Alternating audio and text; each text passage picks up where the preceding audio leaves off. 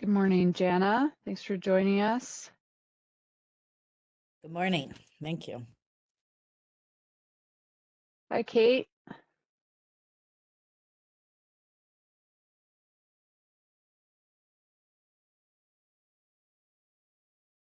Good morning, Charlie.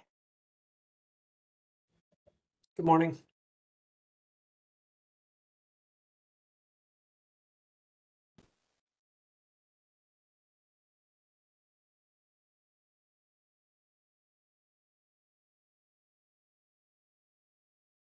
We're just going to give folks a few more minutes to join, hopefully get some more members here.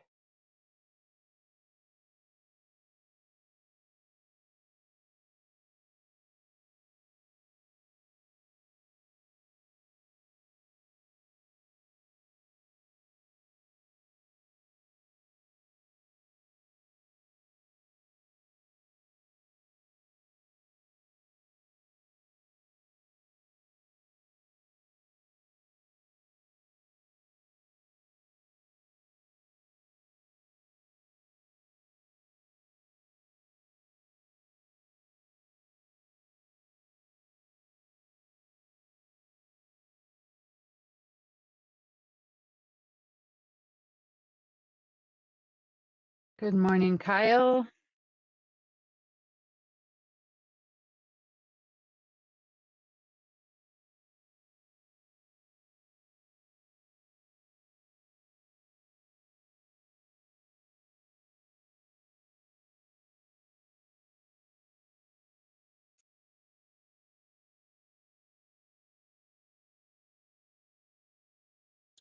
Good morning, Steph. Thanks for joining us.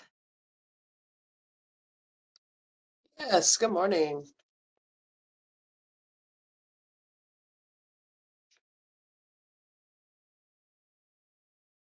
Oh, sorry. This is my...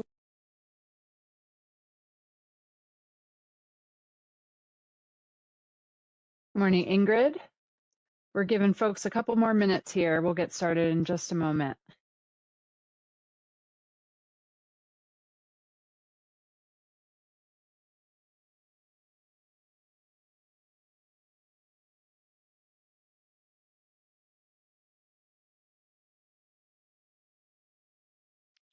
Morning, Brett.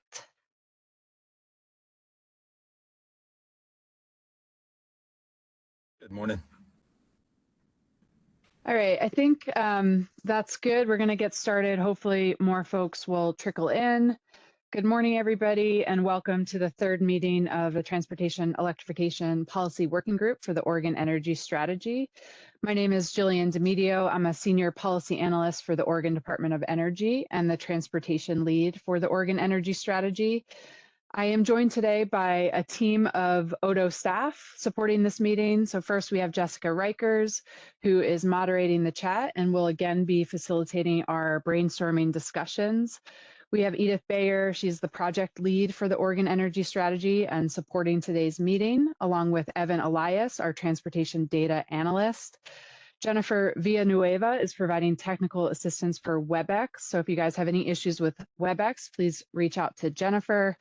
We have Josh Price providing technical assistance for Miro. And then Hugh Arsenault is our diligent note taker here. Lots of other folks in the background supporting this work and listening in as well, of course. So Edith, can you go to the next slide?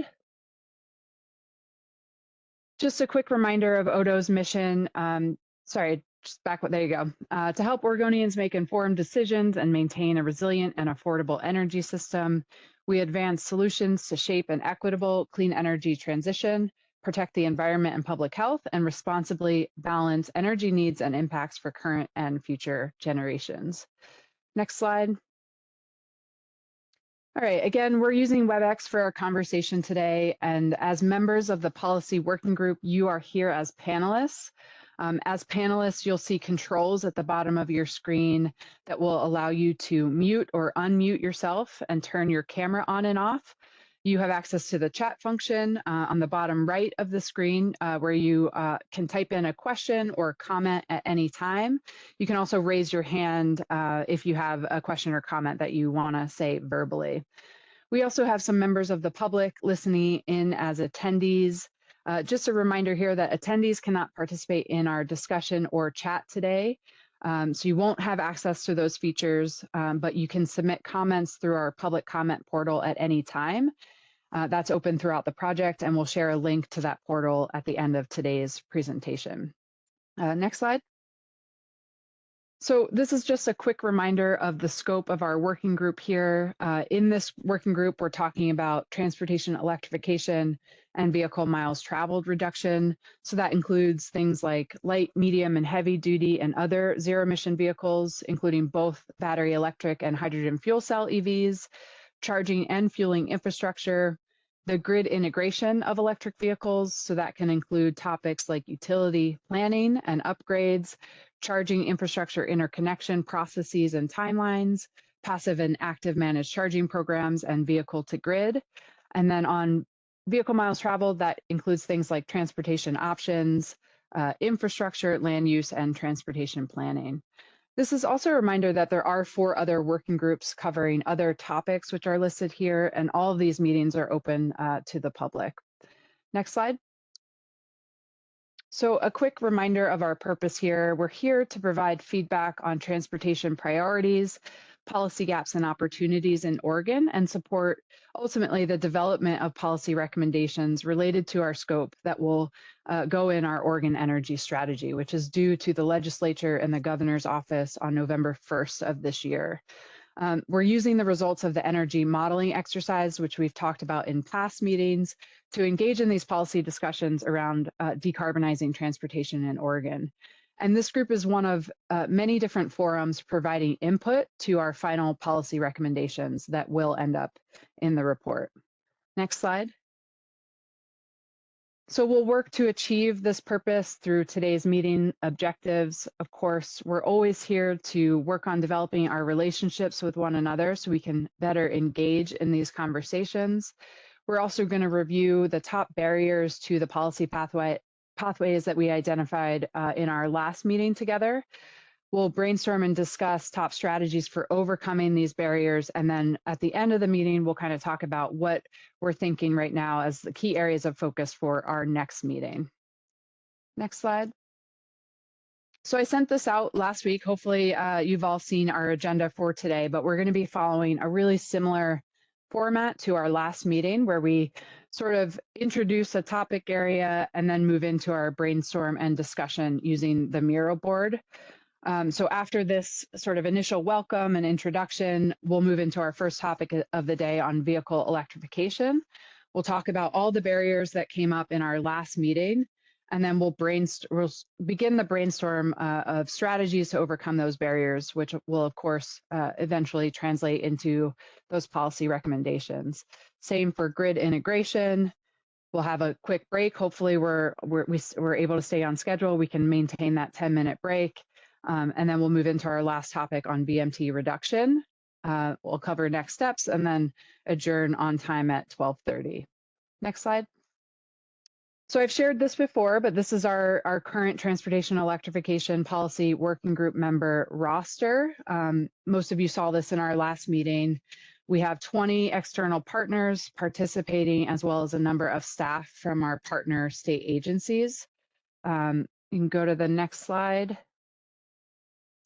We do have a couple new members joining today, so it'd be great if everyone can take a minute and introduce yourself in the chat here as we did in the last meeting. And while you're doing that, I'll move on with our agenda.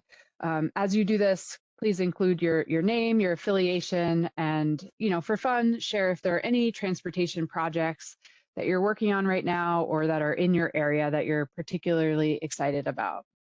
All right, next slide. Another quick reminder on our schedule. So this is our third of 5 meetings. We have 2 more meetings after this, one on April 30th and one on May 21st. And we'll talk more about our agenda and kind of thinking for these 2 meetings a little bit later on. Go to the next slide. And then, sorry, Edith, click through here. Get those, I think, just twice. There you go. So just a reminder of our cadence as we progress through these meetings. Our goal, again, is to develop policy recommendations by working through this sort of step-by-step process. In our first meeting, we established our policy pathways of vehicle electrification, grid integration, and VMT reduction. And this, again, was based on the modeling results. Last time we met, we focused on the primary barriers to these policy pathways. Today, we'll be discussing strategies to overcome those barriers. And in our last breakout meeting, we'll add specificity to those strategies to make them draft policy recommendations. On May 21st, our last meeting, we come together again as a plenary group with all of the working group members from all of the groups, and we'll present our policy recommendations as well as hear what other working groups have come up with as well. Again, this framework is really meant to keep our conversations organized and progressing, but there has been and there will continue to be sort of fluidity throughout as we move through this discussion. Can you go to the next slide? All right, so with this, I'm going to turn things over to Jessica, who, as our facilitator, is going to just kind of remind everybody of our group agreements and meeting guidance for today. Thanks, Jillian. Thanks, everybody. So yeah, as Jillian mentioned, I'm just going to remind us about the group agreements that we've been following very well since the beginning of this process. Just want to remind everyone that there are a lot of different perspectives here and different areas of expertise. So it's important everybody has an opportunity to participate and provide their input. We're going to have some whiteboarding exercises where everybody's going to have the space to share those perspectives and expertise. And we're really going to be looking today at policy actions that can help address some of the challenges that we see in transportation electrification largely. We'll also have some open conversation and dialogue, and we want to be able to dig into more of the specifics about the questions that you have or the opportunities that you see so that we can better understand that information. And just make sure that we are creating space for everyone to have their opportunity to talk. So if you're one of those folks who tends to talk quite a bit, like myself, sometimes it's a good idea to just kind of sit back and let others have a chance to speak. And if you haven't spoken in a bit and you have something that you want to contribute, please feel free to get in there so that your voice can be heard. So there's a lot of things that we need to cover today. There's going to be limited time for the conversation. So be as brief as possible and allow space for others to speak. And do keep in mind throughout this whole process that we have a comment portal that is part and parcel to all of this work that we're doing. And so if you don't get something said here, don't get it in the chat. That's another opportunity to provide us with feedback and information to help inform our thinking on this. Next slide. So I'd really just want to first start by thanking everyone. I know this is a big commitment of time, and we do appreciate that level of giving to this process. It's a big lift, and could not be happier that all of you are here today to participate in this. As I mentioned, there's just an incredible group of technical and lived experience expertise in this team. And you really do have a unique opportunity here to inform the energy strategy work that that Odo is facilitating. So this really requires all of your collective expertise, and we need to be able to develop innovative solutions for some of these big challenges and barriers that we're seeing. And to do this effectively, we're going to need to have some frank and constructive conversations today, really digging into some of the details around where solutions can be put into place, where policy options could help address barriers, could help address inequities that you're all seeing.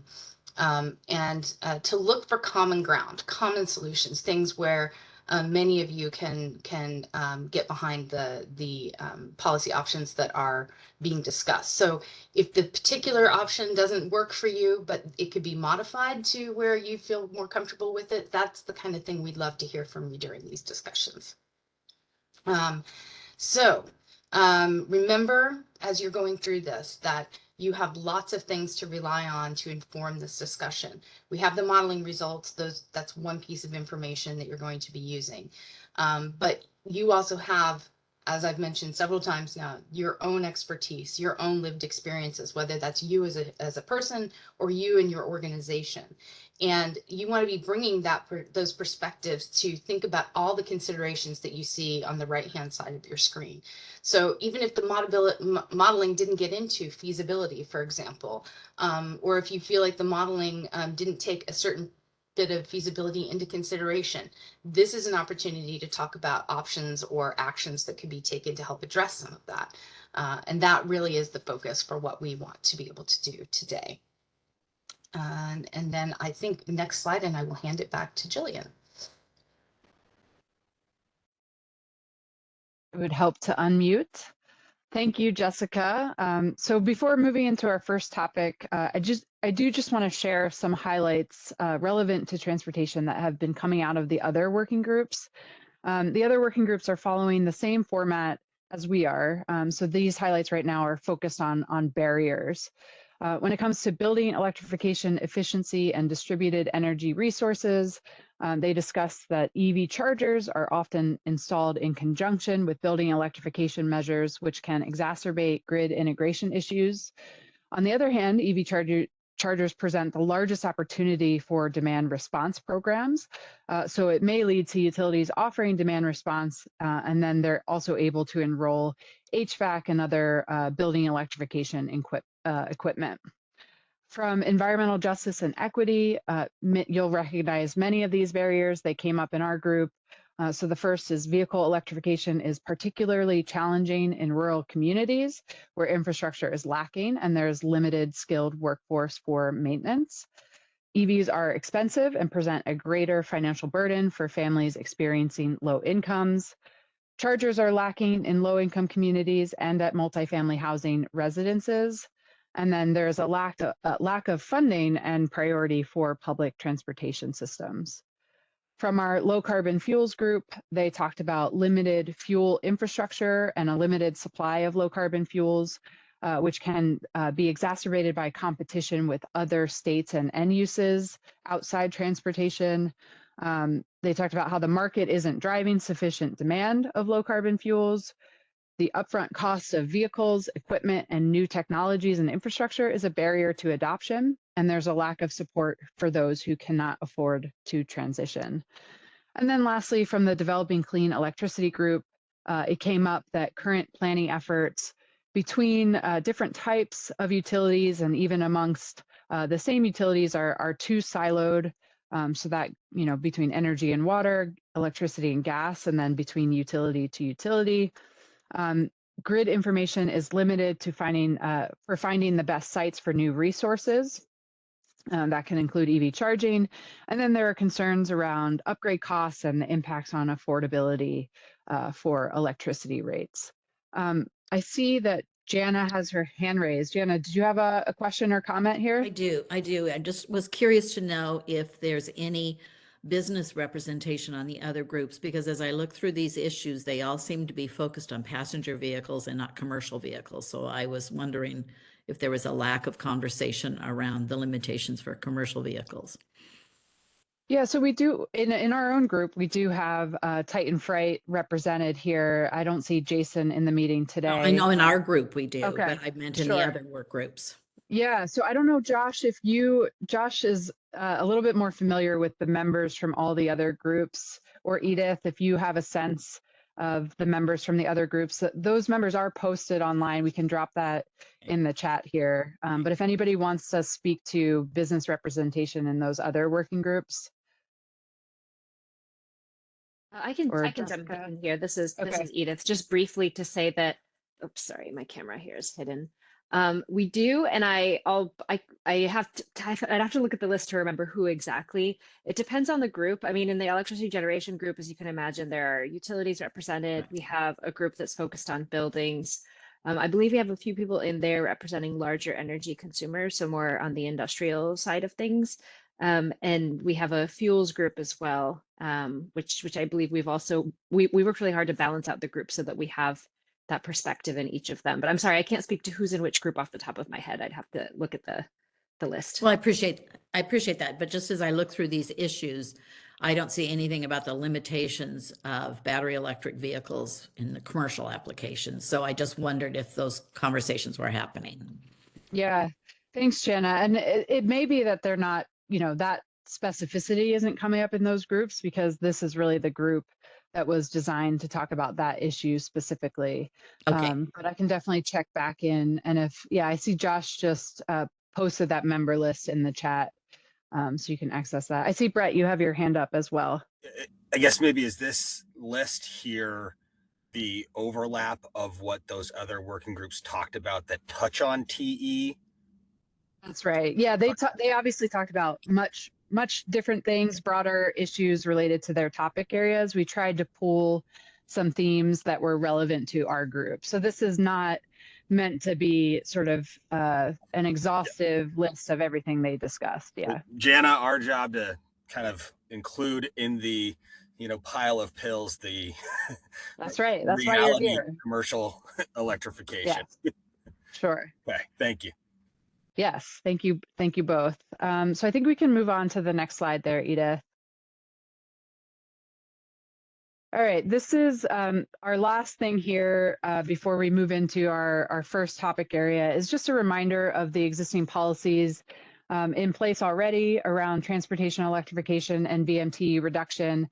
I did send this around after the last meeting, so hopefully everyone has at least, sort of glanced at this list and used it to start thinking about where policy gaps may exist. I do want to reiterate that this is not meant to be an exhaustive list, but hopefully proved helpful, as I said, to start thinking about those policy gaps and thinking about what policies are already in place to sort of address some of the barriers we discussed in our last meeting.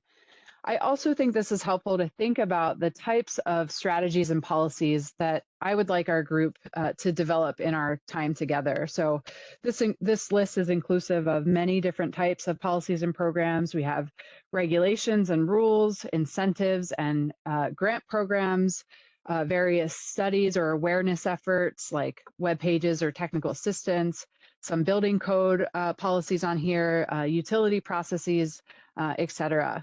And these policies are also organized by a particular strategy or by a group that they may target. So you'll see, policies meant to encourage and enable light duty zero emission vehicle adoption, those focused on medium and heavy duty zero emission vehicle adoption.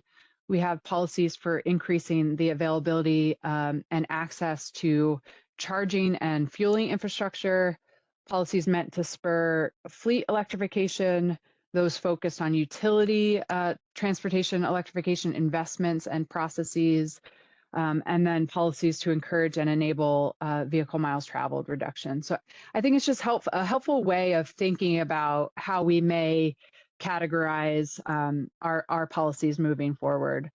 The last thing I'll note here is that you can see the orange italicized text is a program that denotes federal funding. I also tried to note wherever there's one-time funding available, how much is available. Hopefully one thing that stood out, I know that one thing that stands out for me as I look at this list is that we really don't have a sustainable source of state funding for ZEV infrastructure. The infrastructure funding in particular is very reliant on federal funding right now. And as we know, that's very uncertain at the moment. So that's just something for everybody to consider as we move through this discussion. All right, next slide. We are moving into our first topic area of vehicle electrification. So you can go to the next slide. In our last meeting on March 4th, we had over 120 comments related to the barriers to vehicle electrification in the state. This includes comments on our Miro board directly, our verbal discussion, and also the meeting chat, and any comments that came in after the fact as well. I did my best to categorize these comments into similar themes and then took the top themes that emerged and wrote an issue statement that really attempted to summarize the barriers related to that theme.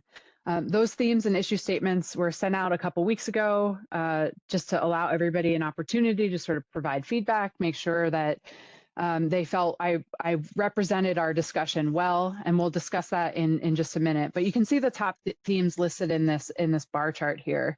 So high costs and lack of funding was number one. We had 23 comments come in related to that. Consumer and dealer awareness, there were 17 comments. Charger reliability and maintenance was another big topic with 12. Interoperability and standards at 11. Technical assistance at 11, charging and fueling access at 10, and then medium and heavy duty zero emission vehicle technology at 7 comments. I'll also note that there were other comments that fell outside these categories. So a bunch of comments on federal uncertainty.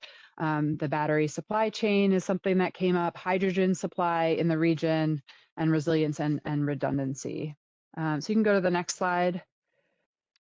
As I mentioned, I did take all these comments in a particular category, try to summarize them into issue statements. I'm going to read through these. I know that's kind of annoying to do as in a presentation, but I do think it's important. I don't know that everybody had the time to kind of read through this. This is really, we're using these as the foundation as we move into strategies to overcome the barriers. So on high costs and lack of funding, we have the high upfront and operational costs of zero emission vehicles and infrastructure, coupled with the lack of sufficient incentive funding and uncertainty around federal programs, makes ZEV adoption unattainable for many residents, businesses, and fleets. On consumer and dealer awareness, myths related to electric vehicles are pervasive, and many consumers, dealers, and communities are not aware of their health, environmental, and economic benefits, nor of their operational capabilities, the incentives available to reduce upfront costs, or how to operate charging infrastructure. Similarly, many consumers and the public are unfamiliar with hydrogen and have questions about its safety. On charger reliability and maintenance, many charging stations are unreliable and often difficult or expensive to repair due to poor design, undependable companies, and a lack of a skilled and qualified maintenance workforce across the state, particularly in rural locations. Interoperability and standards, the lack of interoperability between charging station hardware and software equipment, as well as between chargers, vehicles, and the grid, combined with a lack of standardized systems for user interface, so that's things like connector types and payment systems, leads to charger downtime and consumer confusion. On technical assistance, we talked a lot about how there's a large learning curve for fleets wishing to transition to zero emission vehicles, including navigating grant application and reporting processes, training drivers and staff, understanding the best infrastructure or utility rate structures for their needs, and no statewide technical assistance available. On charging and fueling access, the availability and accessibility of charging and fueling infrastructure in Oregon is limited, particularly at workplaces, in rural communities, for rental unit and multifamily housing residents, and for drivers of heavy-duty vehicles. In some cases, medium and heavy-duty vehicles in particular, there's a lack of information about infrastructure needs. And then on medium and heavy-duty ZEV or zero-emission vehicle technology, there are limited commercially available zero-emission vehicles for some medium and heavy-duty sectors and use cases. This is obviously a ton of information. We're not going to solve everything during this exercise or with the energy strategy in general. And I'm sure some of you will notice that we already have many policies in these that are meant to address these areas. So of course, we want you to focus on areas where a policy or program needs revision or is lacking altogether. I'll also just note here that we will not have enough time to talk in depth about solutions to all of these barriers, nor are we able to include recommendations for everything in our final report. So it's really important for you to focus on where policies or programs are most needed, or where state policies can be the most impactful. I'm going to be moving into some tips for using the Miro board, but a few reminders of how we just kind of want you to be thinking about things. So first, our focus here is on state level policies. These policies can take different forms. So we have rules and regulations like Advanced Clean Cars or the Climate Friendly and Equitable Communities rule. We have incentives like rebate or loan programs, tax credits. There could be studies or state-led conversations similar to ODOT's infrastructure needs study, or programs like Safe Routes to School. we have these state level policies do not need to be universally applicable across the state. And in fact, in many cases, this one size fits all approach won't work, as we've already discussed, particularly when it comes to our electric utility landscape in Oregon and the differences between our investor owned utilities and our consumer owned utilities. So that's something to keep in mind. And then lastly, the timing matters for implementation as well. The focus of the policy recommendations in the Oregon Energy Strategy is really on the near term. So the next 3 to 5 years, not necessarily right now or this year. And really, to the extent possible, we want everyone to be mindful of work that's already underway, so we're not duplicating ongoing efforts. All right, with that, we can move into the next slide. We'll just run through this really quickly. Ready to move into our first brainstorming exercise, but before we do that, I just want to remind you of a few Miro board tips. If you haven't used it before or you just need a refresher, there will be 2 toolbars available to you, one on the left side of your board and one on the bottom right of your screen. The toolbar on the left includes the arrow icon, which is very useful. This is the button that allows you to toggle between the select tool, which is the arrow, and the hand mode, which is a hand that lets you grab the screen and kind of move it around. That's a really helpful one to know about.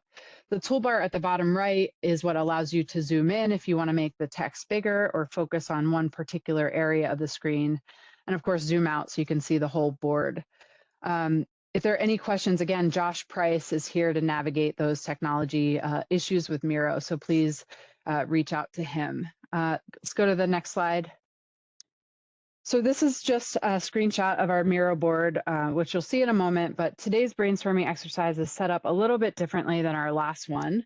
So I'm just going to run through how this is going to work quickly.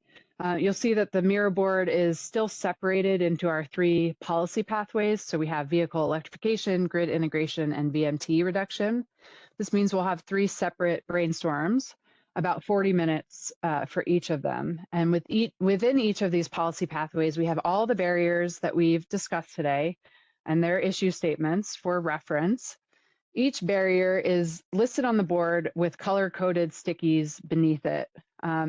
This is meant to not only simplify the exercise, so you don't have to go and grab your own sticky note, but also to organize our strategies so we know, what barrier they're really meant to address.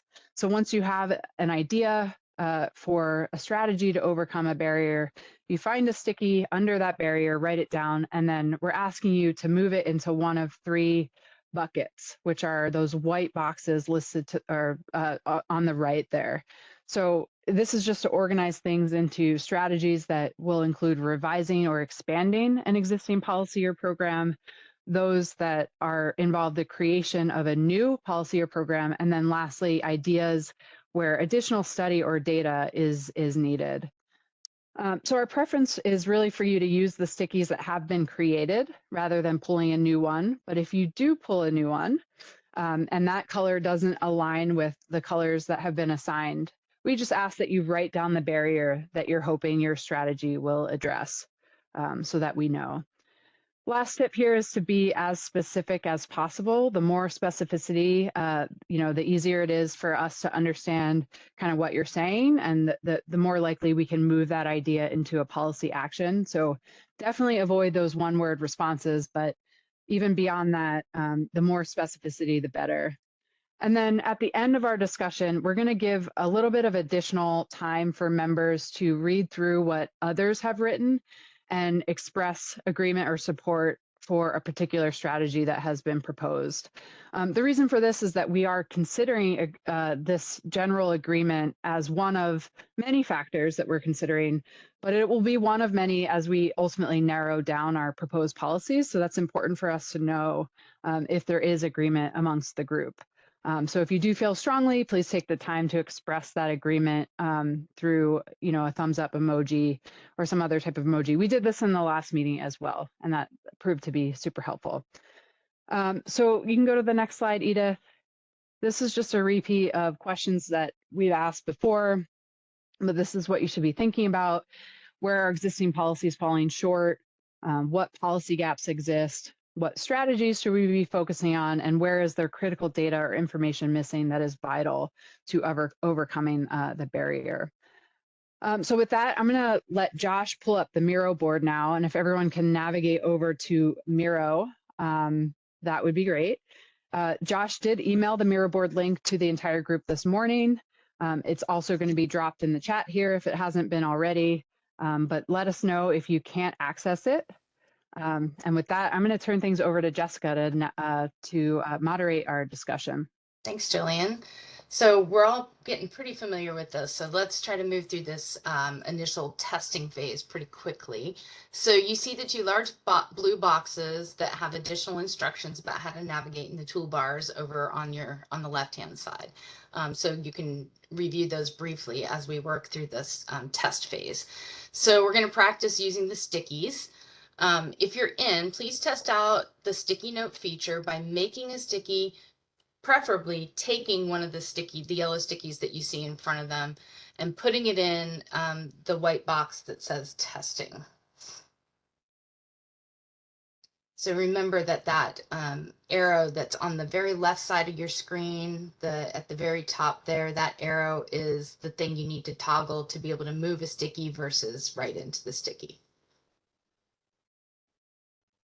Jessica, this is Jeff Hammerland. I'm a new member of your work group and just joined because I had a commitment till 10.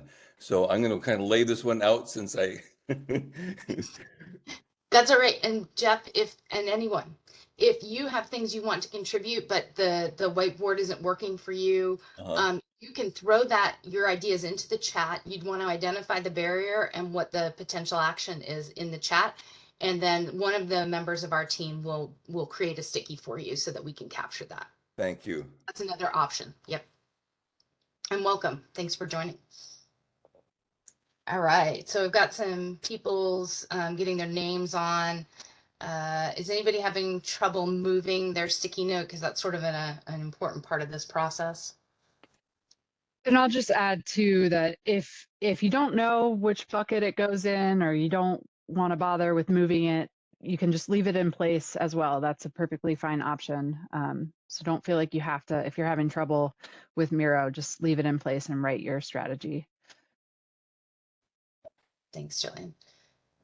And again, if you can write it and you can't move it, put it in the chat and we'll do our best to move things for you. We got several people on the team here to assist with all of this. Okay, so let's jump in here.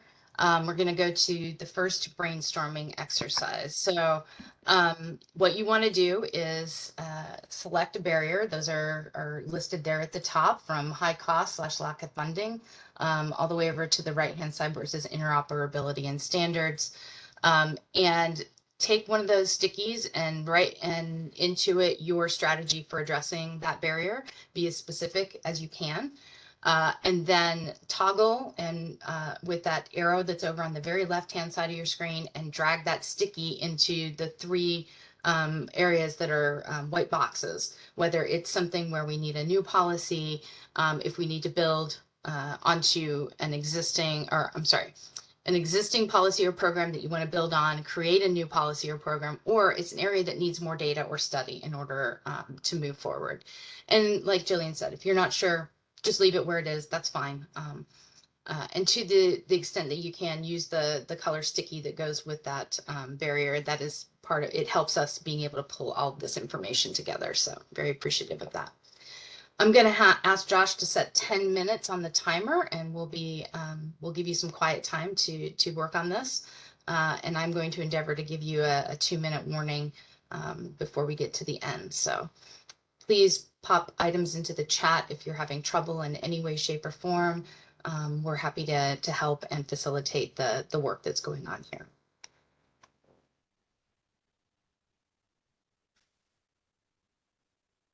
Can we just get a general understanding that there will be a litany of spelling errors as the more you type, the smaller it gets, and there is no way to see it?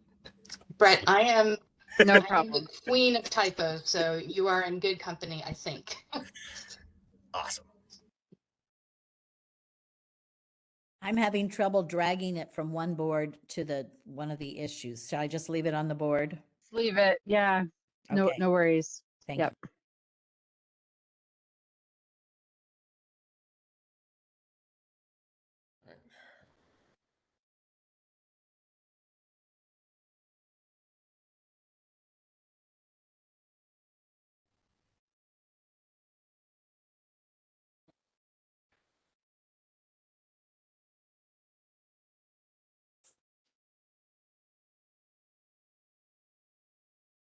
Can I just ask a quick question? Absolutely. Go ahead, Rebecca. Thank you. I was surprised to see under consumer and dealer awareness, the final sentence there about hydrogen and many consumers having questions and concerns. And so, I've been keeping all of my hydrogen comments to the low carbon fuels working group. So I guess my question was that thrown in here seeking some feedback on hydrogen potential policies to address that as well as electric vehicles, or should we just 100% focus on EVs here? You can focus on both, and to be clear, and I think Jana kind of flagged this earlier, there's a lot of cross-cutting things that are happening between both groups, and if there's some duplication here and in that other group, totally fine. So hydrogen fuel cell vehicles are considered zero emission vehicles and totally ripe for discussion and opportunities here. Yeah, and I'll just add to that, Rebecca, that I'm not entirely sure that that's a specific area of focus in low carbon fuels. So I would say definitely include it here if you have strong feelings about a policy recommendation. Okay, thank you. That's very helpful. Yeah.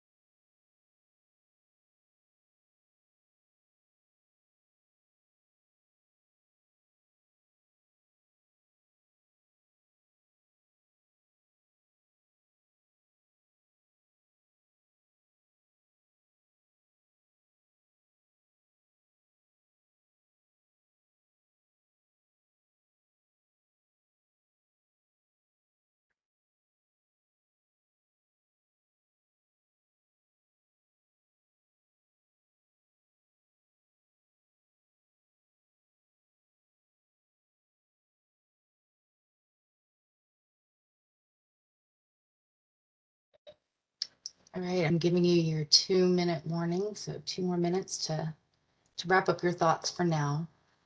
And just to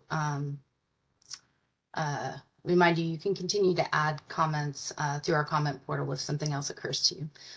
Tanya, the key to moving them is over on the very left-hand side of your screen, which Josh is circling, is a little pointer arrow.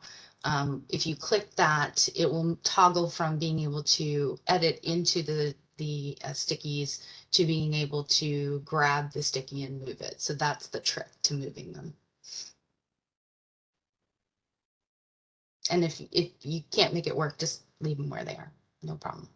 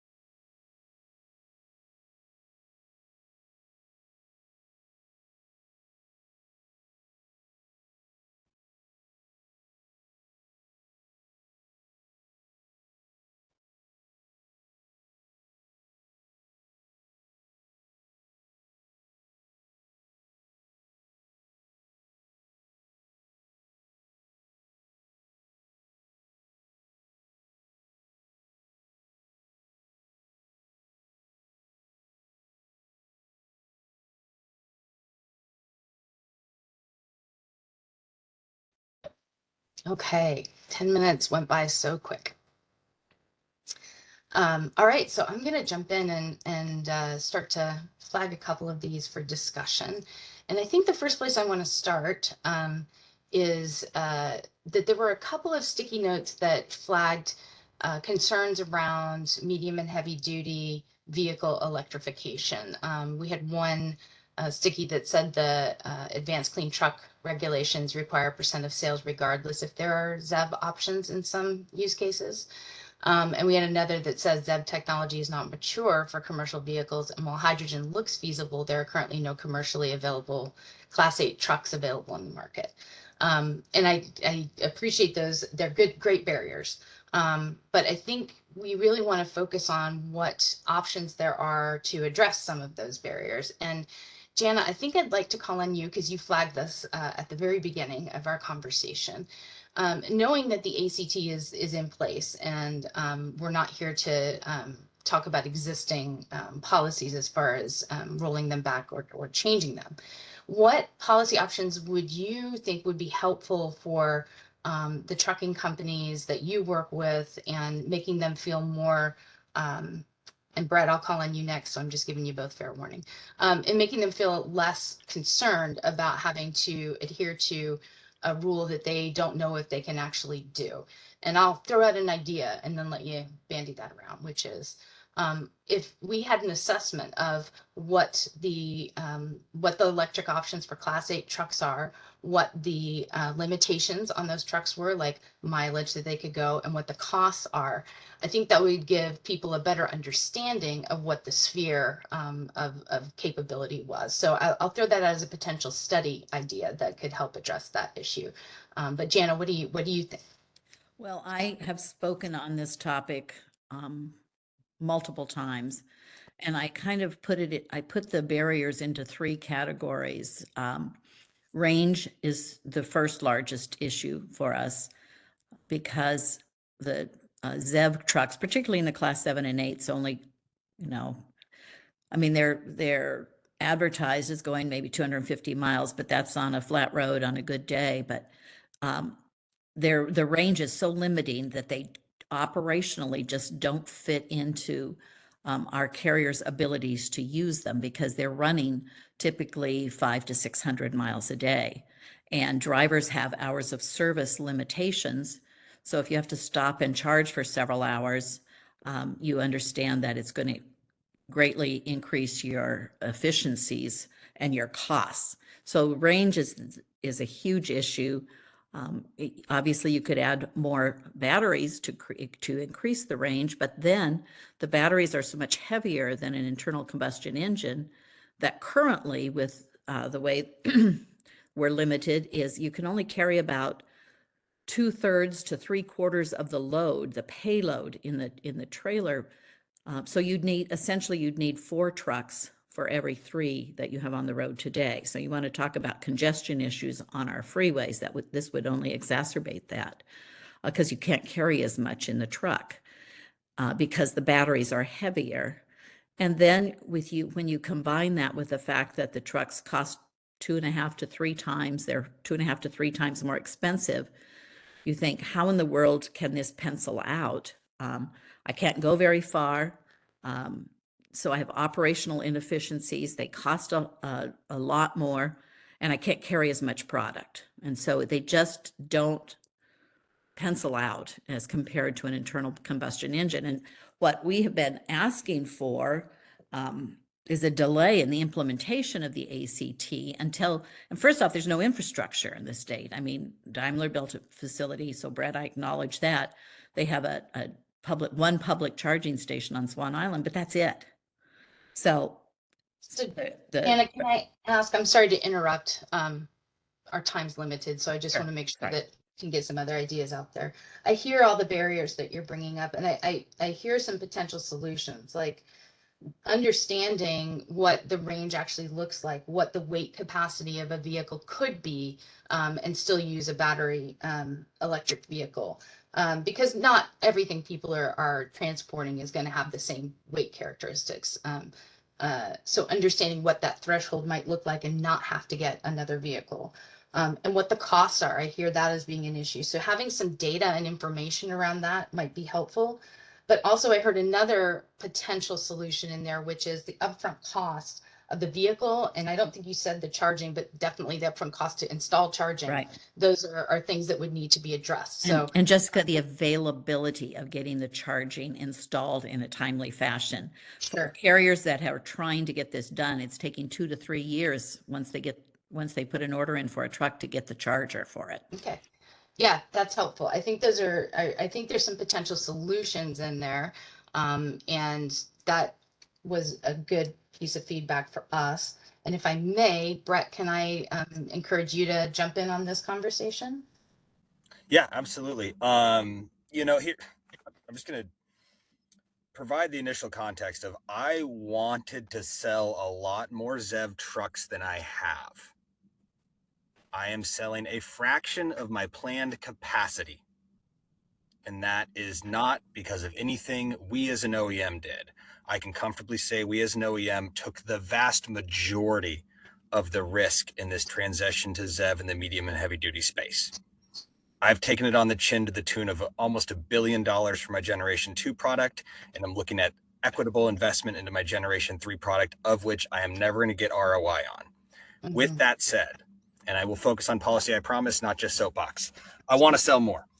There will be a wholesale shift to ZEV vehicles in certain market segments of medium and heavy duty when it makes a total cost of ownership sense for my fleet customers to buy them. And it will happen like that because once a fleet is no longer cost competitive to the fleet down the road who has integrated ZEVs into market segments where there is a TCO benefit, they'll be good to go. So the technology will mature and it will get there. The other piece that we need to focus on coming to the energy strategy portion of it is energy cost. At 32 cents a kilowatt hour, you're on parity with diesel.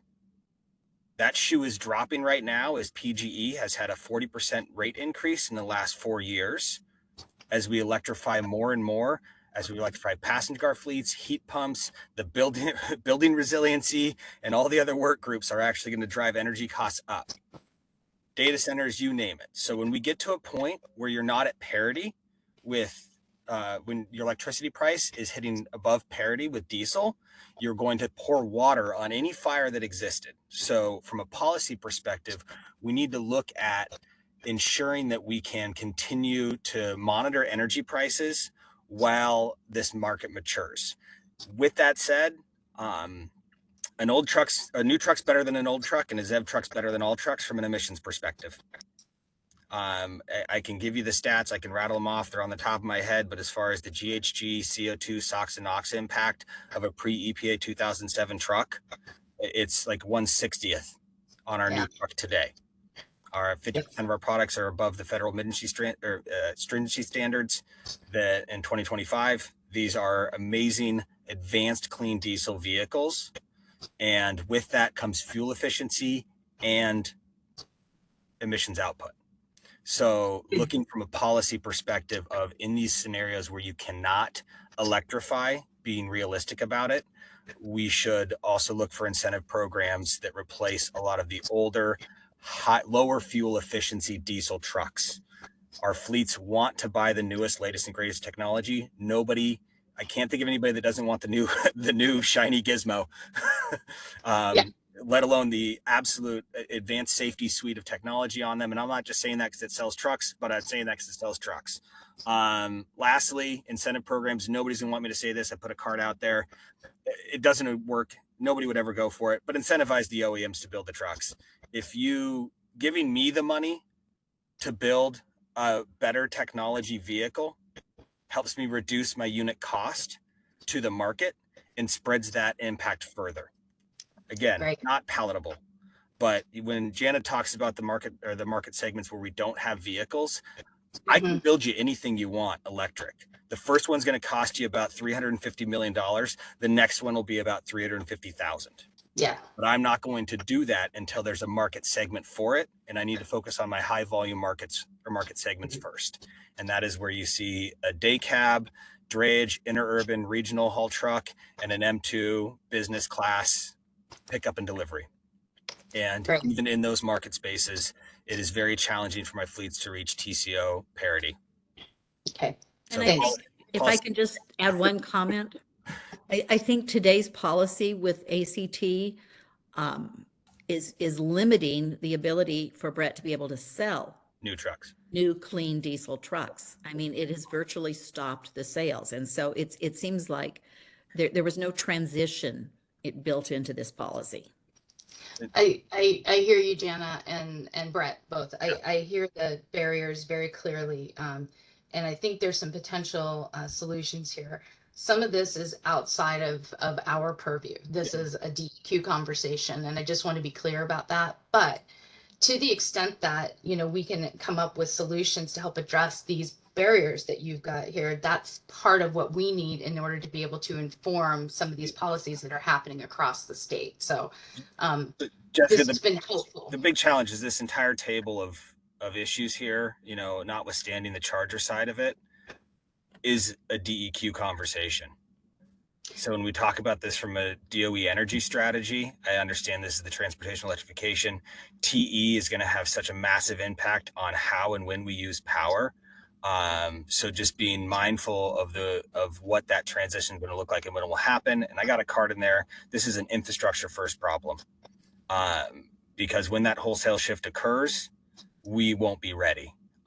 There's 33 public charging DC fast charging sites in the state that will allow a commercial vehicle to utilize them.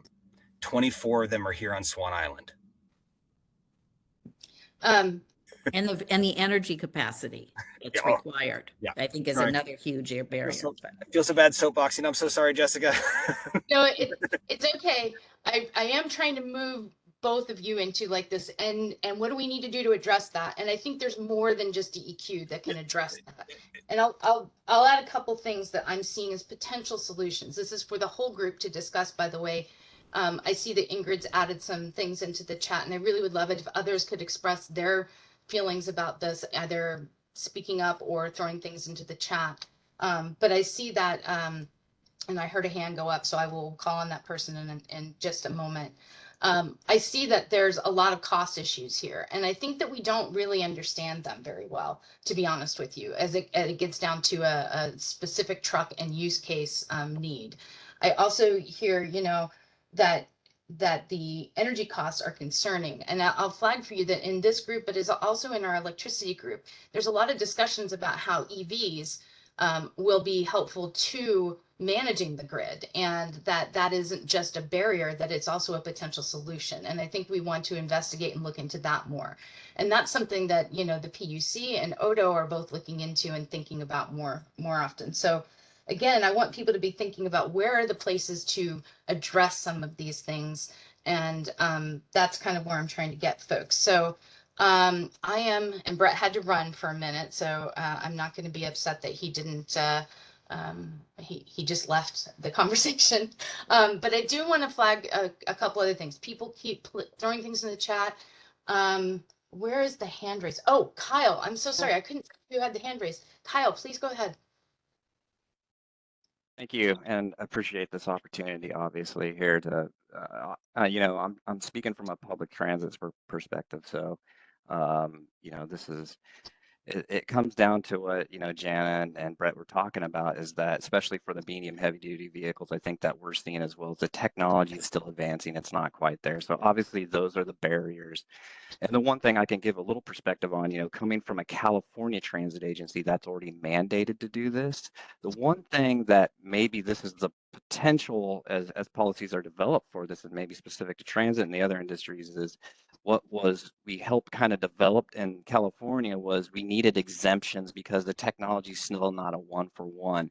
So kind of what that means is, you know, if there's not a commercially viable vehicle, you request an exemption, and that's more of a policy like focus on what could be what could help, I guess, with flexibility, especially for, you know, a technology that's advancing right now. The other things that were mentioned, some of the barriers, obviously utility capacity and upgrades for that, because, you know, to give you an idea, public transit sites, it's going to require 10 megawatts of power just to be able to power those vehicles. That's just a lot to do.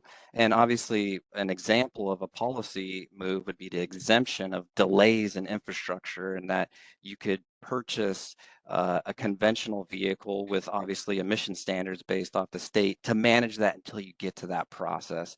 And I think that's what would help, especially with policies like, you know, state mandates that come down that can maybe make it a little bit more flexible in these times, and probably just to better fine tune what that really means, because I'm definitely open to give more information in terms of, you know, what the operational capacities and limitations that we've been experiencing from this, because I think that helps at least set the stage to help understand what's really at stake here. So I'm obviously given a public transit perspective, but I do think there's some opportunity to like look and dive into it. And there's luckily, you know, some states that are already moving forward with this, at least from a public transit perspective, that we can kind of take from, but hopefully even progress on beyond that. So appreciate the time. That's just my comment there. Love that comment, Kyle. And I think I'm hearing in general, the need to understand the lay of the land more clearly, and develop sort of some flexibility in the way that we move through our transportation electrification, especially in medium and heavy duty. And so that is helpful, and really, you know, all of you folks who are flagging these barriers, which they are significant, and I want to make sure you understand we acknowledge that. But what do you need to be able to get there? And that flexibility is really important. But specifically, what do you need in that flexibility? If you can throw those ideas into a sticky note or the chat, that would be great. And I see some hands immediately raised, so I'm doing a good job facilitating. Nancy, why don't you go ahead, and then I see Jana after you. Sure. Nancy Bennett with Portland General Electric. And I think just one thing that I would flag as far as infrastructure is just, you know, one of our challenges as a utility is really, I mean, it goes way up infrastructure, like way upstream in terms of transmission. And there are bills in the legislature right now trying to address this, but, you know, just siting and permitting new transmission. I mean, a lot of that goes back to our own ability to serve the load, because we need more capacity too that comes from some of that transmission. So I know that's not the topic here today, but I just want to sort of flag that there are some larger infrastructure conversations happening that are really desperately needed. I think it's probably a long-term conversation that we need to have in this state. It's something we haven't been able to do the kind of transmission upgrades on our system since like the 60s or 70s, and even small projects, you know, run into barriers with local communities, or, you know, nobody wants the transmission in their backyard kind of a thing. So I would just flag that as a barrier. one we're working really hard to overcome. But I think that once we can kind of get, some traction in that area, I think that will also help some of these sort of like downstream impacts of that lack of transmission. Thanks, Nancy. Appreciate that so much. And this is something that's being discussed in our electricity working group as well. So good flag. And we do need to move on, but I want to give Jana a chance to talk. But Jana, if you could be as brief as you possibly can and get your point across, that would be very helpful. Yes, I'll be brief. I just wanted to state that the state, California, when they moved to this program for advanced clean trucks, has put $1 billion or more into subsidies to help with the transition. They've helped make the cost work for some carriers, and Oregon's put virtually nothing into it. And so it's difficult to understand how we're going to try to copy another state, and yet we don't have the same kind of financial incentives. So thank you. So thank you, Jana. And if I may, one last time, turning that on to the opportunity there is that having some investments from the state would help solve some of this problem. Great. All right. Well, thank you all. I appreciate it, and keep adding stuff as it comes to you. And I just want everybody to remember the comment portal is there to add anything that you might have not gotten to here in this conversation. But we're going to move on to grid integration, which is an important topic, and I'm going to hand it back to Jillian. Thank you, Jessica, and thanks everybody for all those great ideas. I look forward to reading through everything after this meeting. We are a little bit behind schedule, so I'm going to try to be a little bit quicker with this next setup here. So you can go to the next slide, Edith.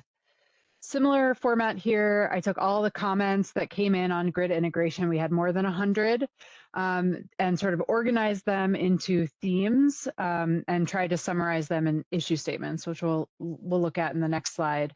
But for load management, distributed energy resources, and battery energy storage systems, we had 18 comments there on utility capacity, upgrades, and interconnection. That was another big topic at 13.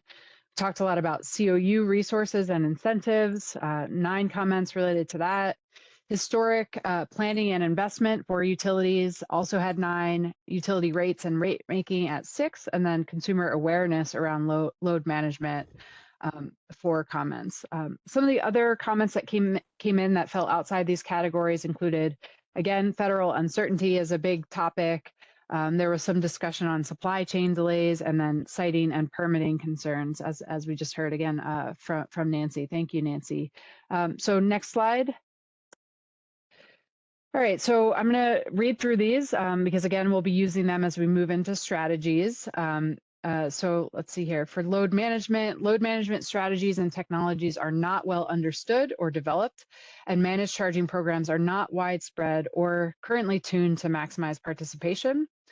On utility capacity upgrades and interconnection, the large power demand for many EV charging sites, particularly those designed for medium and heavy duty vehicles, coupled with limited grid capacity in many parts of the state, result in high utility upgrade costs with no clear direction on who pays and limited incentives for make-ready infrastructure, and high costs and timelines for interconnection. On COU resources and incentives, some public utilities in Oregon have limited transportation electrification resources, expertise, and forecasting information to help customers electrify and to plan for EV load growth. Many also lack the necessary price signals from BPA for demand-side management and time of use rates. On historic planning and investment patterns, utilities invest in new infrastructure to accommodate known and identified demand rather than proactively in anticipation of growth. They are hesitant to invest proactively without certainty of cost recovery approval by regulators. On utility rates and rate making, high electricity costs, demand charges, regional variability, and a lack of tiered rate structures, and a lack of rates that reflect the grid benefits of EVs diminish those benefits of EVs. And then consumer awareness on load management. Consumers are reluctant to opt into managed charging programs due to a lack of sufficient incentives from utilities, a mistrust of corporations, and misconceptions around data privacy and vehicle availability. So those are our barriers that we're going to be discussing. The mirror board is set up in the same way. So you can go to the next slide, Edith. Nothing new here, same questions. Think about our existing policies, what gaps exist, what are the strategies to focus on, and then where is additional data or information really a necessary component to overcoming any given barrier. So with that, we're going to jump right on into our next brainstorming exercise. So Josh, if you could pull up that Miro, and then Jessica, I will turn it back over to you. Thanks, Jillian. I think everybody is pretty familiar with what we're doing. Just a couple quick reminders. One, to write in the sticky, you can actually just double click on a sticky and it'll let you start writing. To move it though, you need to go over to that very left-hand side of the screen and pick that little arrow, directional arrow that's at the very top of that left menu. And once you click that once, then it'll allow you to grab the sticky and move it. Another thing that I want to flag for everybody is we had a great meeting last time on barriers, and I appreciate the barriers, and I know that in some cases they are very significant, but the intent and focus of this is to identify potential solutions. And I think you know, we want them to be actionable, we want them to be realistic, don't get me wrong. But we also want to hear what you need to be able to your organizations to be able to move through this transportation electrification sphere. So even if you think it's politically not viable, I would still get that piece of information down so that we have it at hand. So focus on solutions, and I'll give you 10 minutes and some quiet time.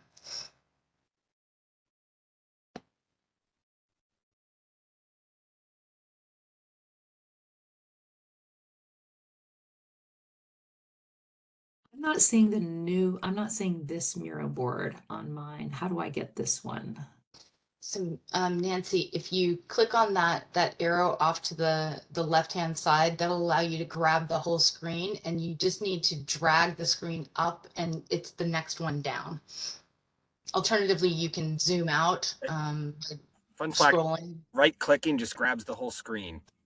Oh, I didn't know that. Thank you. Okay. Super helpful. Something new every day. That's the most annoying thing about Miro is not being able to grab it. So it's a good tip. Right click. Yep. Awesome.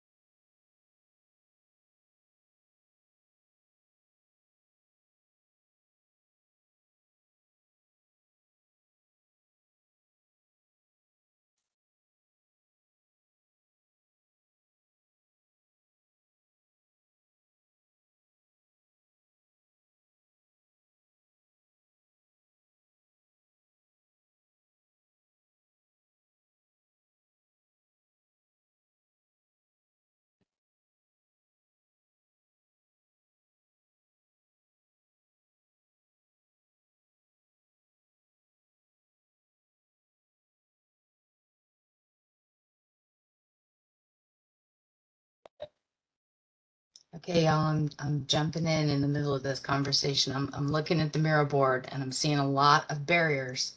If you're putting barriers in there, come up with some solutions for those barriers. What do you need to see to address those barriers? That's what we're focused on today. And so please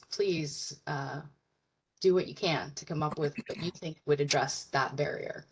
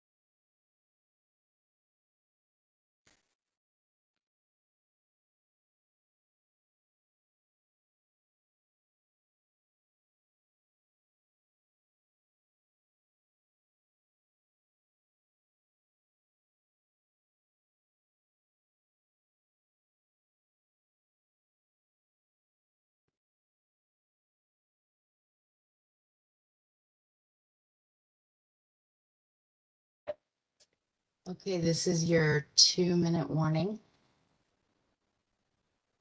2-minute warning. Make sure if you threw some barriers in there, get on some solutions. Got 1 minute and 49 seconds.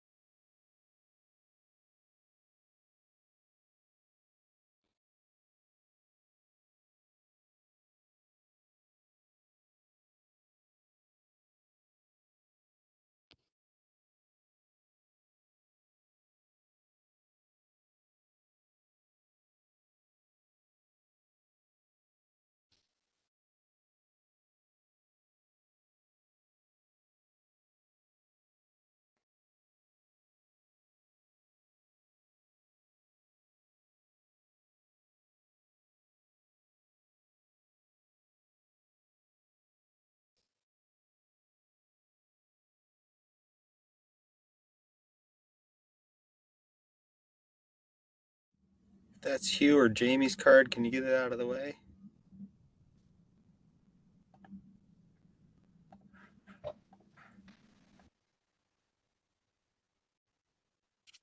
I'm trying to move one of mine that blew up too big, so I can't move it. So I'm having trouble.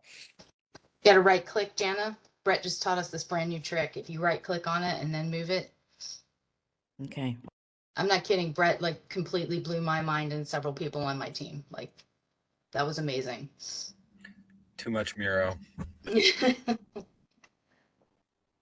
All right, we're at time.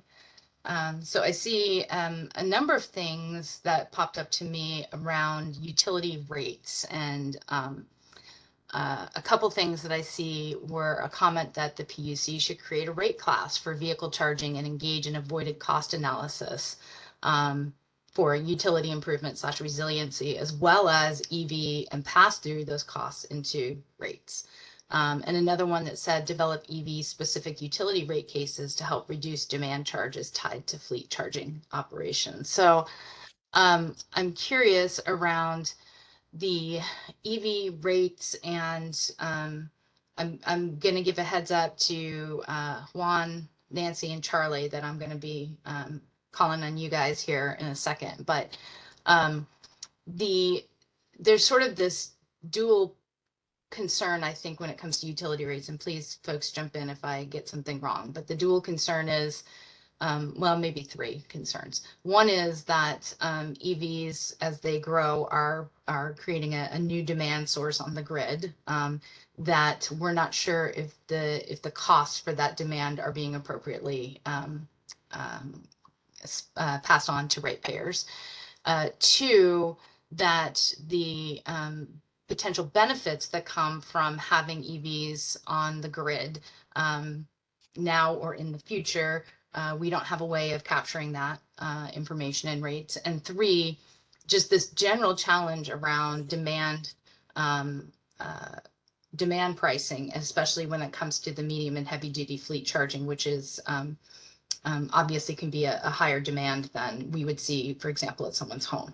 So I think those three things kind of capture it. And I'd really like to hear, again, from the folks at the electric utilities on the call, Juan, Nancy, and Charlie, if there are... And Kate. Kate's here from Pacific Power too.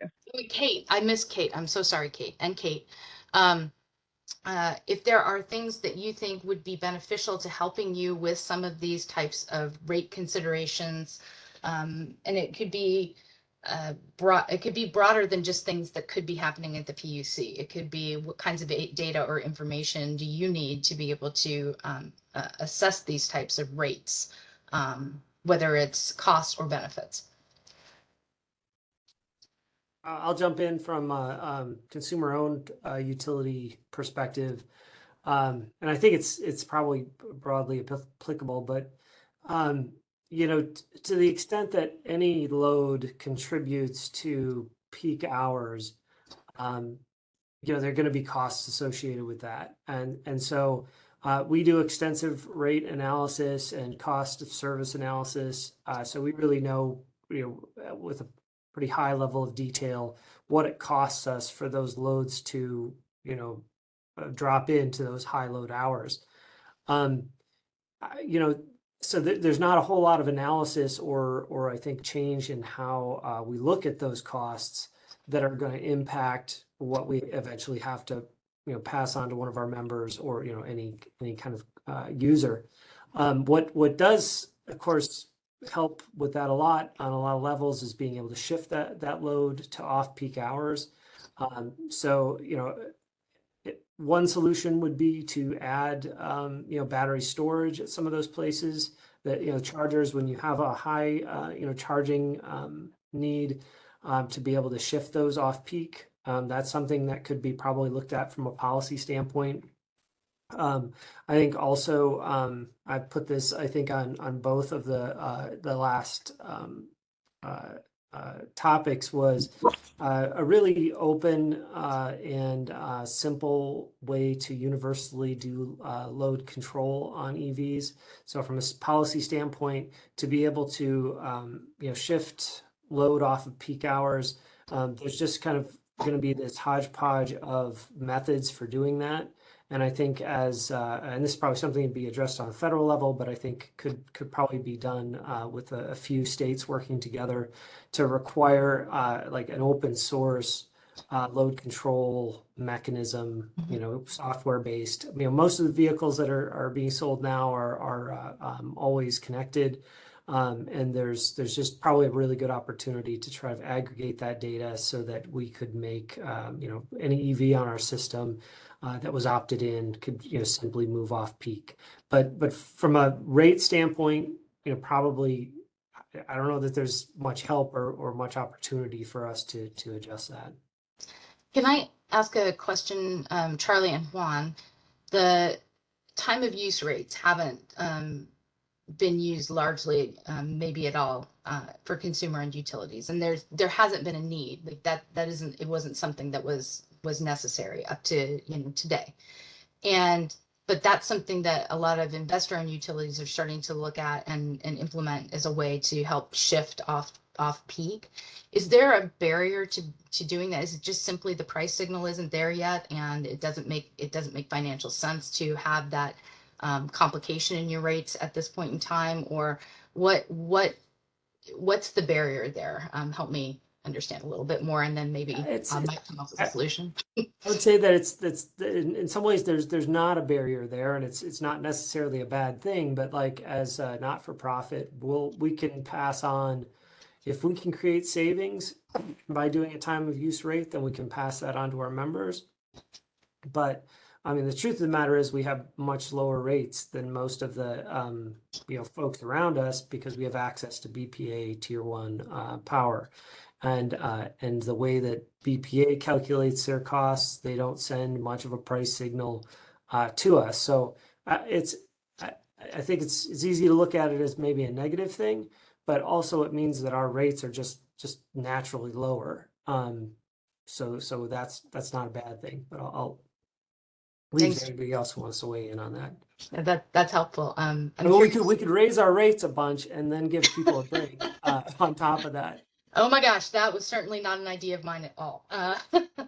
I'm curious, Juan, if you want to jump in, because also I think in Charlie's done some great work, and you have a lot more EVs in the Oregon Trail Electric Co-op territory than one might expect. But Juan, I know you guys have more EVs in your service territory.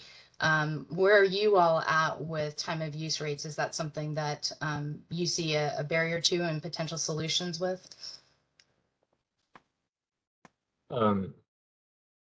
So one thing that we're doing this year is we're doing a conservation potential assessment, a demand response potential assessment, an electrification potential assessment, and a solar potential assessment. And every utility is going to be having a different situation. So the peak concerns that one utility may have, where there's a lot of EVs, may not necessarily be for another utility. And so implementing time of use may not make sense for one utility where that growth is at a slower rate and pace. And why would they pursue that in the next one, too? But so where I'm going with this is you really need to understand what is happening with your utility. So doing an electrification potential assessment to see, okay, utility X, the rate of increase is tremendous. And so now, but then you do a conservation potential, and can you offset that with conservation? What are the measures that you need to implement? And maybe you don't need to pursue necessarily yet a time of use rate, or maybe you do. So I think understanding where your utility lives and what your situation is, and that can help you evaluate if there's a price signal that you may not have now, but looking at what is coming in the future, that you will on that capacity side. And then what demand response programs may be more valuable to you. I think time of use is a nice soft approach to capture building electrification savings and also transportation electrification savings, because nobody's controlling anything, but you can ask customers to shift based on a potential value that you have for the customer. So you're not asking to control anything on their part, but I will choose now to charge my EV at a different time because there's a value to me. But for EWEB, our load growth has been pretty non-existent for several years, and now we're seeing that change because of electric vehicles. So now we're looking not out of a sense of urgency, but we're seeing that, especially after our evaluations that are coming out, that we need to now implement more targeted conservation and intentional conservation rather than in the past where we were kind of responding to customers because, okay, yeah, we'll pursue residential if that's what you want. But now that we're seeing that we need to focus on more cost-effective means of conservation because they contribute to reducing peak as well as energy savings. That's one of the things that is coming out of these. So I think that my moral of my story is you need to understand what your service territory is facing, timeline for that, and based on that, implement something that makes sense to you. And every utility is completely different. Load following utilities on the energy side from BPA are going to have a different situation than somebody who has their own generation. Somebody with a data center that is coming in is going to be completely different. So doing these kinds of evaluations, I think, at a help, but some customer-owned utilities may not have the resources or the staff to do that. One of my sticky notes was maybe having some way of supporting that at the state level for those utilities who may not have those resources. Or just like the buddy system, a lot of the utilities in our area work well together. And so we're going to share some of the results that we have, and they can see, we're neighboring and we have kind of your same situation. So it is likely that what's going to benefit you is going to benefit us. So some of that, again, understand your situation, and it takes money and expertise to be able to do that. So it's not necessarily an easy task. Yeah. Thanks. I like that was really helpful, Juan, and I think there might be a potential solution in there, like you said, to develop some kind of technical assistance, whether it could be anything from, a formal group meeting and sharing information to something where somebody develops sort of like a document of here's some considerations for you as you're thinking about how to manage this load growing on your grid. So that was really enlightening, by the way. Thank you. And I want to pull in Nancy and Kate if Kate's on the line. But Charlie and Juan, I also kind of want your input on this, which is, so there's this opportunity that we see coming. And there's a lot of uncertainty around timing and all of that. Like, I fully acknowledge that. But that opportunity is that EVs could potentially be a way of managing the grid. And what would utilities need to be able to actively kind of keep working toward that end goal of figuring out how best to integrate EVs to help with managing the grid? Because I know that there's just a ton of uncertainty and costs and how and where these vehicles could actually contribute to grid functioning. These are all big questions that are up in the air. So first I'm gonna pick on Nancy and see if she's got any ideas or thoughts, especially because we know PGE's have their test bed program running for a number of years. Oh, there we go. Can't get my video here working. Okay. Yeah, I mean, I think that my sense of it is that, we are very focused on managed charging and sort of like shifting load, sort of in a voluntary way with our customers. We have incentives that aren't super awesome, I guess I would say, in terms of, but one of the incentives that is, I think, pretty helpful is just we have an incentive around a panel upgrade and like a charger. So like actually kind of getting people set up to begin with, which is pretty generous. And I think that has been helpful. And then, once you're signed up, I think, so I guess just back to that issue for 1 minute, I think, more awareness, and I actually think like other messengers besides the utilities talking about this, I think would be really helpful, like just getting people more comfortable. Because I think I saw a note on the board saying people worrying about data or worrying about corporate sort of overreach or whatever. And so I think having other trusted messengers about why this is a really great idea,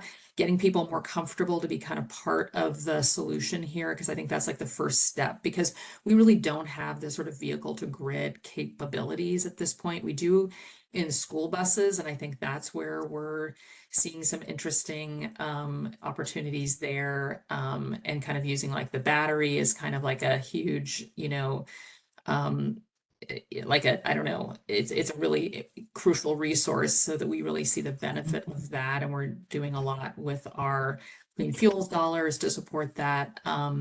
So I feel like as far as I have been able to see, I don't feel like we have the technology from the vehicles yet, and we don't have the trust, I think, of the consumer, even if that technology did exist. And then I know, we're working very hard on our VPP, our virtual power plant, and just trying to get that technology. And it is a really complicated proposition out there. So I would say I feel like we're not where we want to be with some of that from a technology point of view. And although we're investing, and it's a huge part of our strategy to meet our 2030 and 2040 goals. So I don't know, I'd love to hear what Pacific Core has to say about it. I'm not sure if Kate's actually on right now. She was here and then she might have had to leave. Kate, are you there?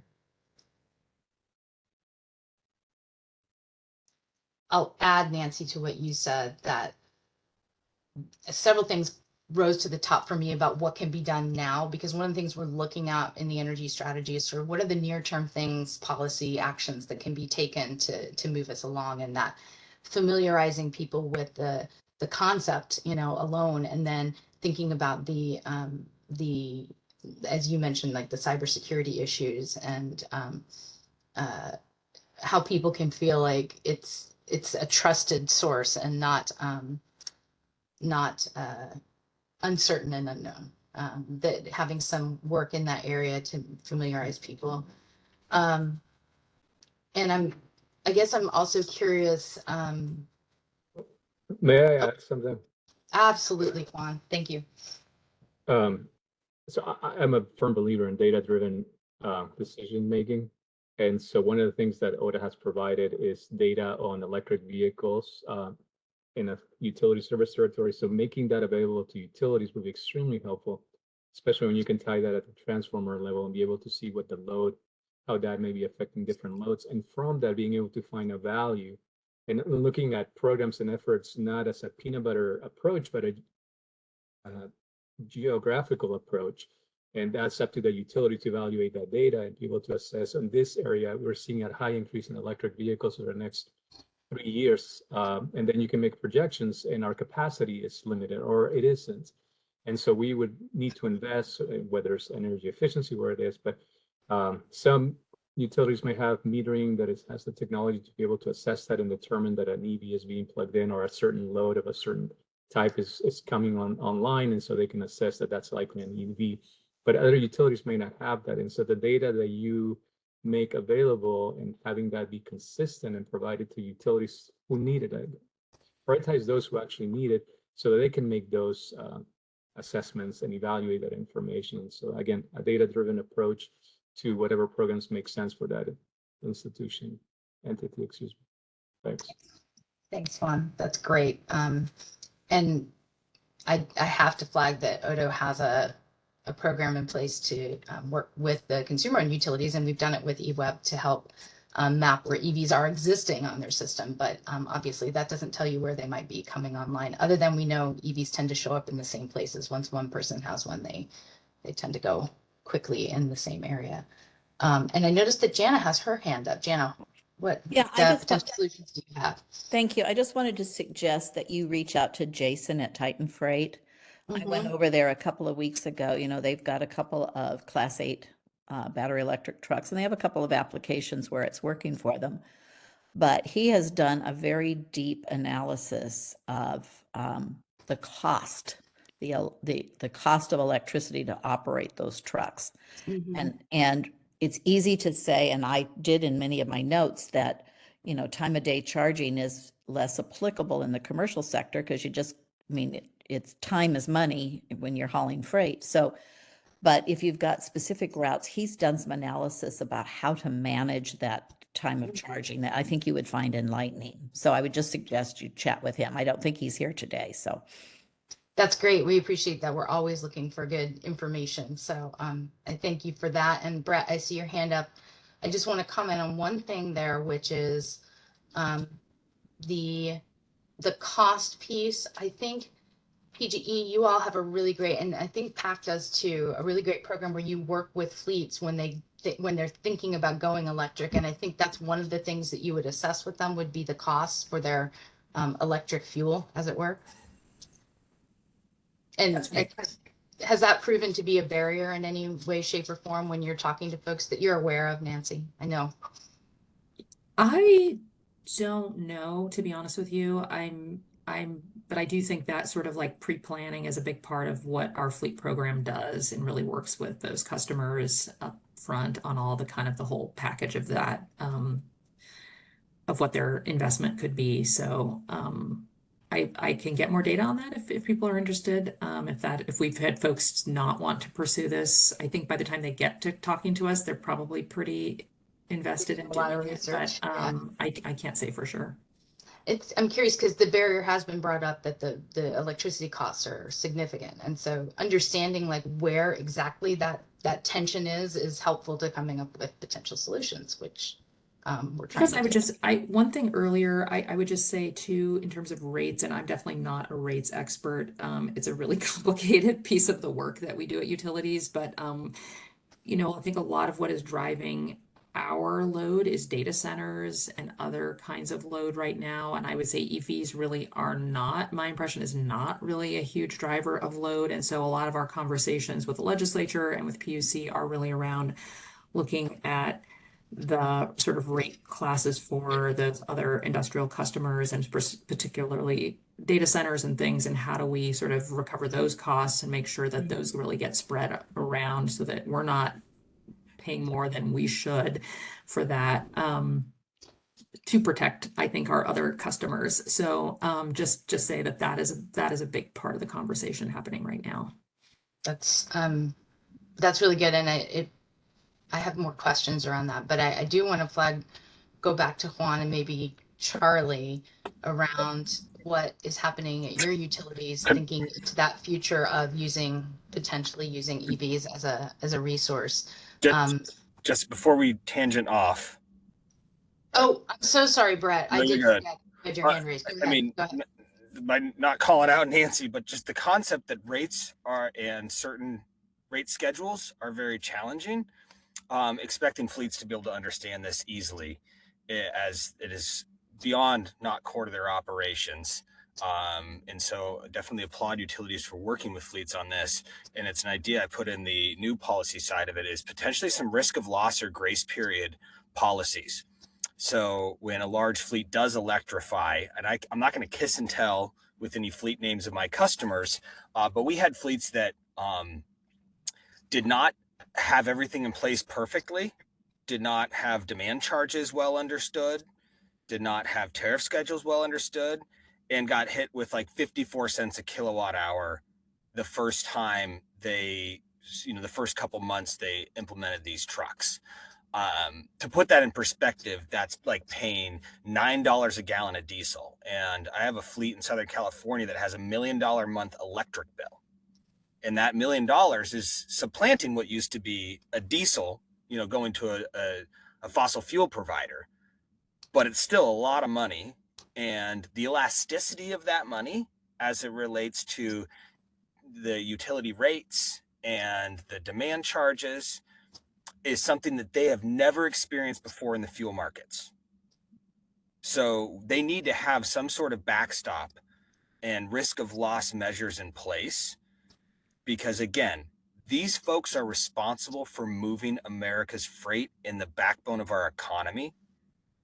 They're getting jerked around enough by what's happened at the federal level to ask them to not only transition to this technology, which has a significant potential for significant disruptions in their operations, which is limitations from the technology itself from a range and usability, but then, and this could just be a 2x cost of fueling that in case you weren't a complete nerd on how utility rate tariff schedules work, which they are not. So I think from a policy perspective, to make this a policy conversation, providing them a financial backstop as they make the transition initially. There's no amount of consulting on the front end. And I think that also transcends into the light duty side of it, which is where some of the reticence comes from an individual consumer going to time of use rates, or some of the programs out there for EV charging is, if I make this transition now, what if I have 2 weeks of a hot summer and my 18 cents is now 25 cents a kilowatt hour and I'm paying more because I went to this program for my EV car? So you need to give them a backstop in some way, shape, or form so they have confidence that they can make this transition without hitting their pocketbooks unnecessarily.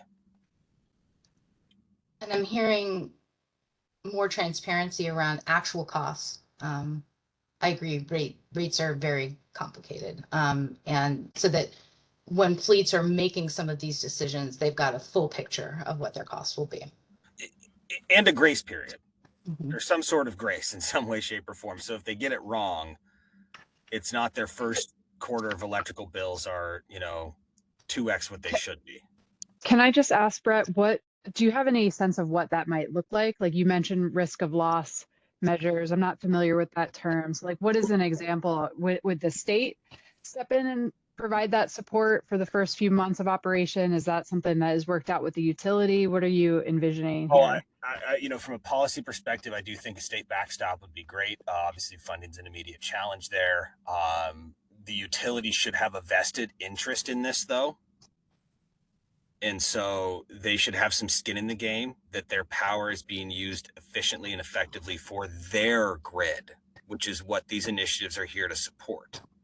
So I think it is when I say, typical public-private, but this is, public is the state, private is the utility in this analogy, need to figure this out because the risk of loss aspect and commentary is, again, I had a fleet that had a 54-cent kilowatt hour initial electric bill because of demand charges, because any of the consulting that was done up front missed a couple things. Water on the bridge, not going to relitigate specific scenarios, but it's been somewhat ubiquitous with almost every deployment that there has been shock and surprises in the initial months of charging these trucks.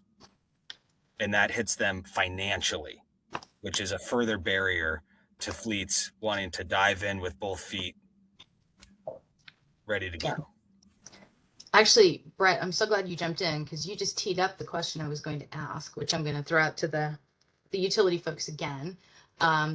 This one is around the demand charges. And one of the things that we hear consistently at Odo is the stress that demand charges put on fleet owners who are trying to understand what their costs are going to be and prepare for them, and that there don't seem to be any other options. Now, I also want to be clear, because I'm a firm believer in providing both sides of the story. Utilities, to manage major demand that just comes and goes without any kind of understanding of when it will come and go, that's a significant cost to the utility. So it's understandable why utilities have demand charges in the first place. But what I'm curious about is, are there opportunities to innovate here? To move to a place where utilities can be recouped for the costs that it requires to be ready for those big instantaneous loads coming and going, but at the same time provide more certainty and help fleets with the costs that they have to pay for that fueling process. And so I'm going to throw that question out to Nancy and Charlie and Juan and Kate, if she's back, to understand, are there places to innovate? And if there are, where are there barriers that need to be addressed to be able to better innovate in that space?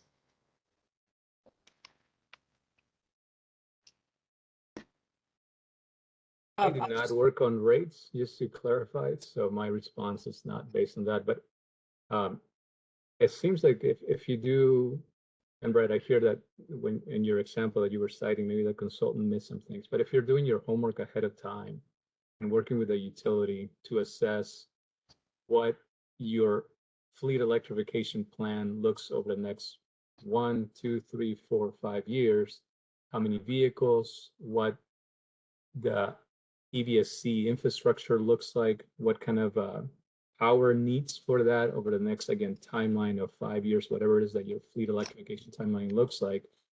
And you can work with the utility to at least understand the potential costs of procuring that power and the demand that goes with that, to then be able to assess what kind of managed charging may be needed, working with a utility to understand what kind of potential time of use or demand response programs they may have in the future and how they can tie that in.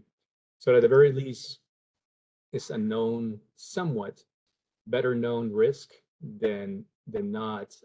As far as innovation and rates, I've seen different utilities that have different approaches to rates to assess that that demand that is coming in is not, although it is not consistent, it's not like a factory that is just having that demand consistently, that they have like, I forget, but I think it might actually be Portland General Electric that did it, but I don't know. But again, I don't want to speak on the demands, on the rates piece, because I'm not an expert on that. But if you do somewhat of your homework, you should be able to come up with a solution that anticipates some of these challenges ahead of time and be able to address them in partnership with the utility. So yeah, that would be my input on that piece. And Juan, I agree with you there that's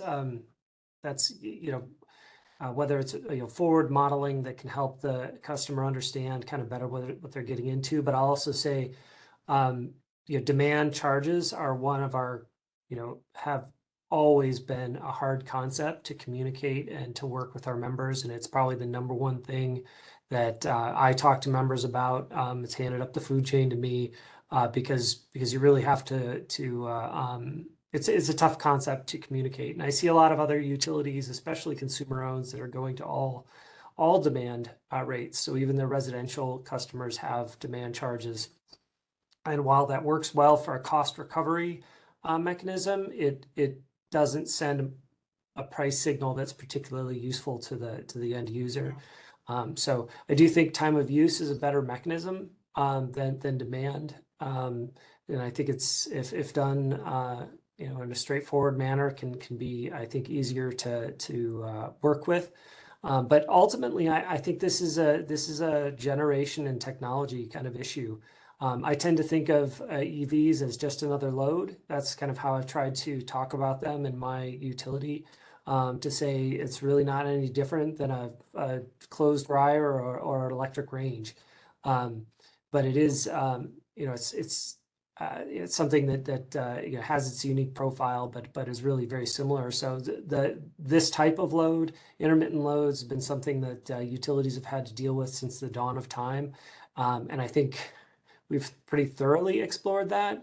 But without kind of a technological solution, it's going to be hard to do that, to make it perform better. And I do think that the battery storage is ultimately probably a good solution, so that it uncouples the time of charging from, especially for a fleet operator that might need to charge, on demand, would have that they had charged up off peak, but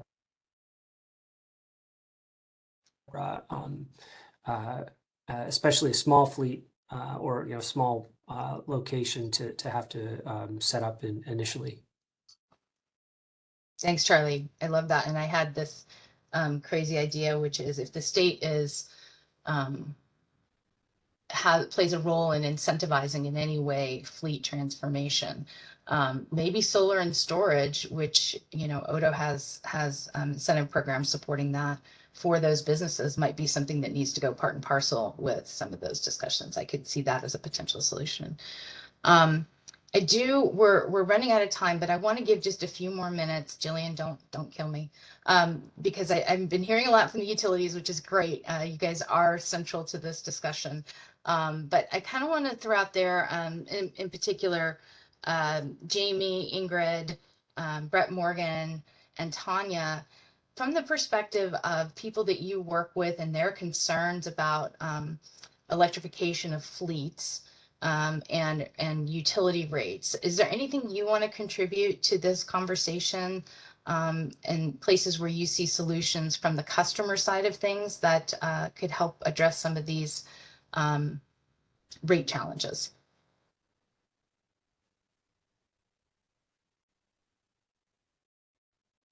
And I'll always grant some space and let it just hang for a minute, even though it's uncomfortable, but you don't feel free, you don't have to jump in, but I wanted to give an opportunity.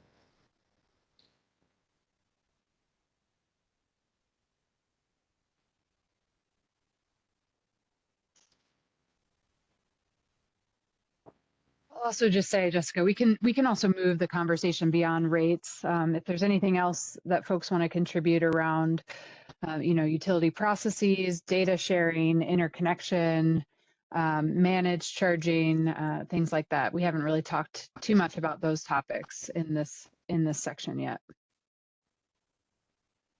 This is Brett with Climate Solutions. Just jumping in for a second. Wanted to pull on two threads, which is one, I appreciated what I'll call you Brett one was saying earlier, Brett with Daimler, in terms of how do we ensure that there's a lot of surety for stakeholders about the rates that they're getting and they're adequately equipped to do that. And I do think that is a policy area we should continue to explore, is how do we give maximum surety that users are going to be able to get the best possible cost savings through the rates that they're receiving to charge their vehicles. So that's one thing. Then the second point I'll make is that the data, by and large, in terms of what we're seeing in rates, and there's a lot of attention on rates writ large, and consumers are feeling a lot of pressure there. But I will make a point that there's a multitude of factors, of course, related to why rates are changing and prices that consumers are paying, therefore, for those. But I'll make a point to say that in terms of new power generation, energy generation, renewables, and increasingly battery electric technology or battery storage technology, as other folks have indicated on this call, are net cost savings. Of course, they are expensive technologies. You need capital to invest and create. But the technologies are rapidly improving in those spaces, which is a cost decreaser net on the rates equation, in the same way that I think many of the other technologies in transportation electrification or transportation decarbonization generally are net cost savers in the long term. But there's likely new technology factors to navigate. So I just wanted to also, again, pull on Brett's comment and some of the other comments that were made here about it's really difficult to navigate differing rates and as a business, and there might be a series of ways these stack. So how can we provide maximum surety to businesses that they can get the best possible cost savings through these technologies? So that comment. Thanks, Brett. I really appreciate that. And I want to then move on to Jamie, who's got her hand raised, but I will flag that this will be the last comment for this section, then we need to move on. So go ahead, Jamie. Yeah, I don't have a ton to add, but just echoing some of the things that I've heard. I think we're definitely curious about solar and storage, and particularly battery storage, and the ways that that can help manage demand and just manage the load in general. As well as, like figuring out interconnection and acknowledging the fact that these are some large loads and just integrating those with the grid and figuring out the best ways to do that in a time and cost-effective manner. Definitely curious about what that looks like. And I know we're finding solutions, so don't necessarily have any of those solutions right now, but just, maybe the solutions are ensuring that those are centered in the dialogue. And just like one point I wanted to throw out there, and I know we're trying to move on, but I'm really curious, Brett from Daimler, we'll call you. You had some really great perspectives on experience that you're hearing from other fleets in other areas, and experiences with other utilities. And I would just be curious if we can draw on some experience from the group in terms of what other utilities that might be or other states, other utilities that might be further along in incorporating these particularly large loads onto the grid have seen in terms of success stories and getting businesses on board. So.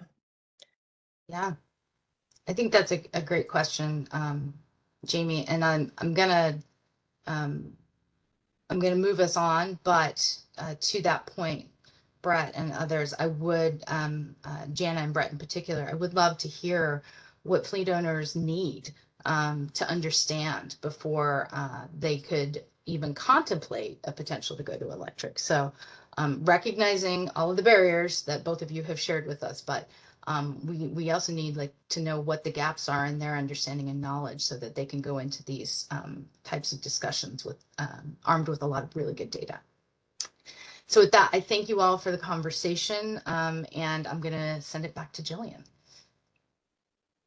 Thanks, Jessica. And actually, this is our break time. We are a little bit behind schedule, so I apologize. I'm going to reduce our break from 10 minutes to 5, just so that we have enough time for VMT reduction. But if everybody could come back at 11:37, hopefully that's enough time to grab some water or a snack or use the bathroom, and we'll see you in 5 minutes.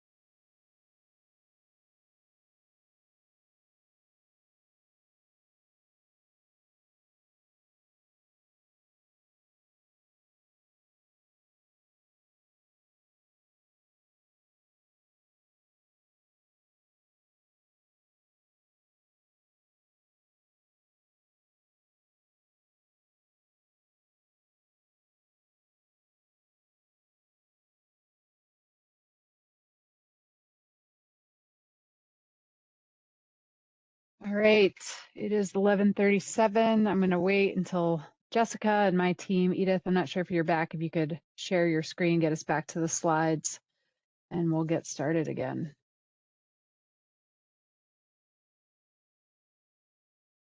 Great, thank you. And I know this is a really long meeting. I really appreciate those of you who have stuck around. This is a really important topic. It's definitely it's very important part of the solution here. It can't just be about electrifying vehicles. So VMT reduction, we can go to the next slide. So we did have more than 75 comments related to the barriers on VMT reduction. Again, that includes our Miro board, our verbal discussion, the meeting chat. Transit investments came in as number 1. We had 10 comments related to this theme. Transportation funding coming in at number 2 with 9 comments. Transportation options for rural and low income residents. Land use development patterns and cultural perceptions. Those 3 topics all had 8 comments. Safety next at 5, and then intermodal system completeness with 4 comments on that topic. Some of the other comments that fell outside these categories, again, included things like infrastructure, rail, and electric bikes. All right, you can go to the next slide. So again, I took these comments and tried to summarize them as best I could into issue statements. So I'll just read through these. On transit investment, there's a lack of sufficient transit and a lack of sustainable funding to maintain or expand current service and improve access, particularly in low density areas. On transportation funding, we talked a lot about this lack of sustainable funding for road maintenance and transportation options in Oregon. And the funding that we do have does not prioritize active and other transportation modes.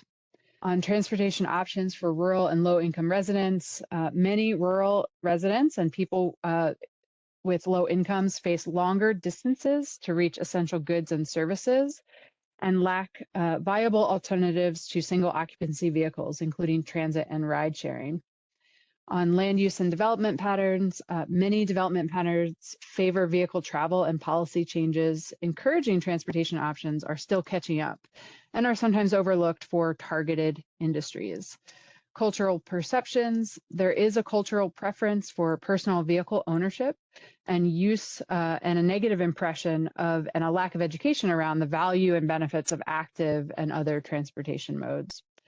On safety, there are safety concerns around active and other transportation modes, including biking and transit, and constraints and high costs for those safety improvements. And then intermodal system completeness, there are gaps in the multimodal system that make it inconvenient to connect various modes of transportation. So we will follow the same format here, and we'll move over to you can go to the next slide, our brainstorming activity. Again, focus on solutions. This is our 3rd and final brainstorming exercise. And we're talking about strategies to overcome these barriers to VMT reduction. So let's think about what existing policies are in place and where are they falling short of this goal. So what policy gaps exist, what strategies should really be the focus as we develop new policies, and where is there critical data or information missing that is vital to overcoming any particular barrier.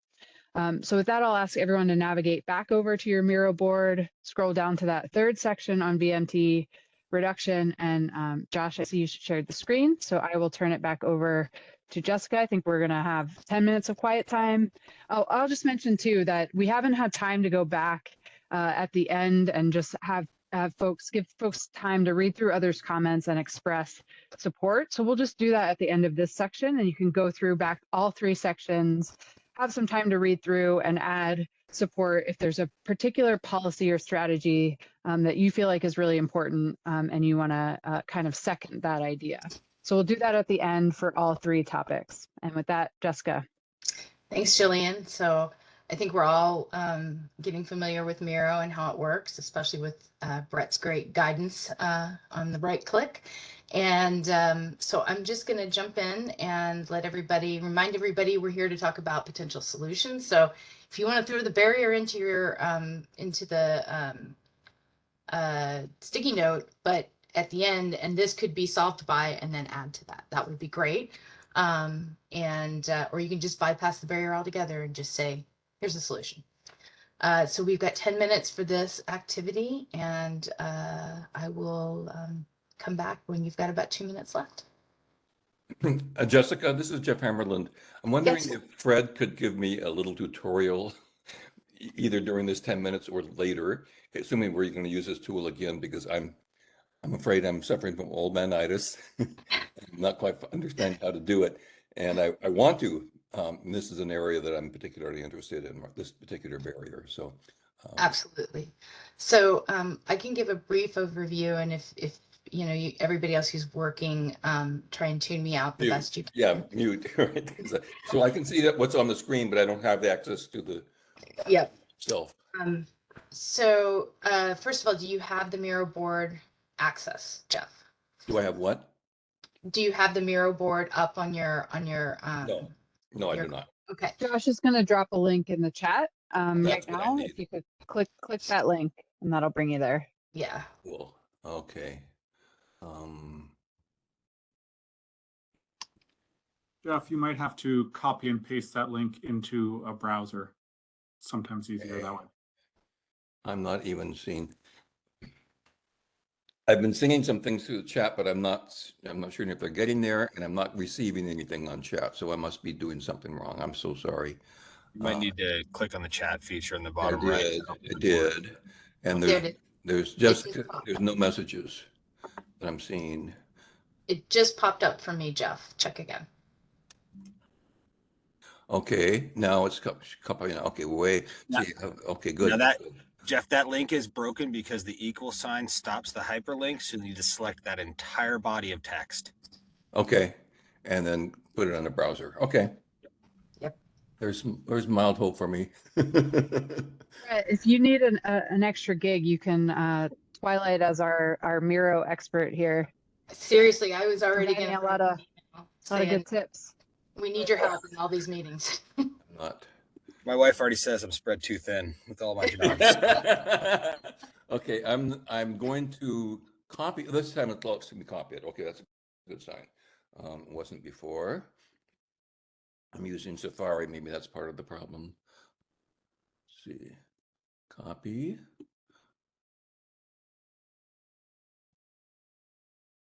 Yeah, okay, it's up here now. Great.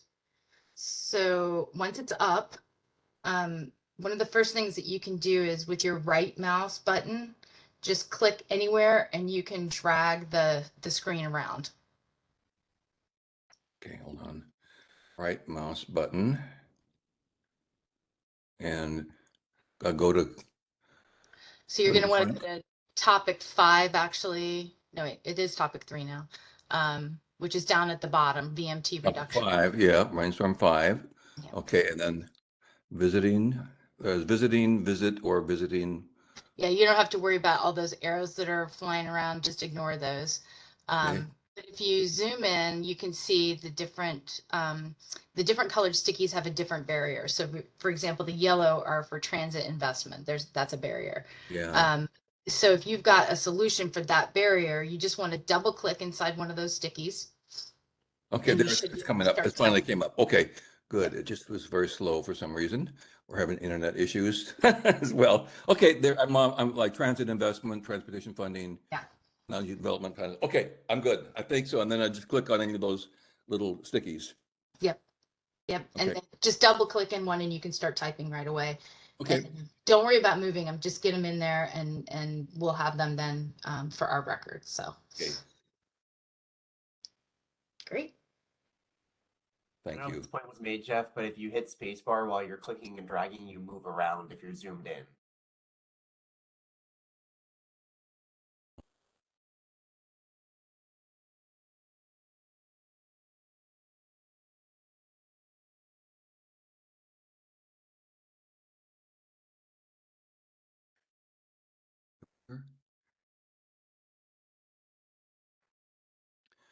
Must be a way to get it bigger.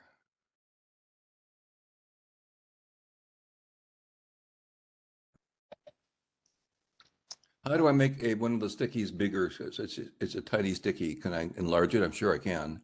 So if you look on the very left-hand side of your screen, Jeff, there's like a vertical set of symbols. Yep. The one at the well, second from the top that looks like a little arrow. Yep. Click on that once. Yeah. Then go back to that sticky, and you should be able to grab it and pull it and make it bigger. Okay. I'm going to put out a tip jar after this, but Jeff, if you hold control and just use your scroll wheel, it'll scroll all the way into the sticky you're working on. And then you can do the same thing, holding control and scrolling out, and it'll zoom it back out for you. And then you don't have to make a sticky note the size of a poster.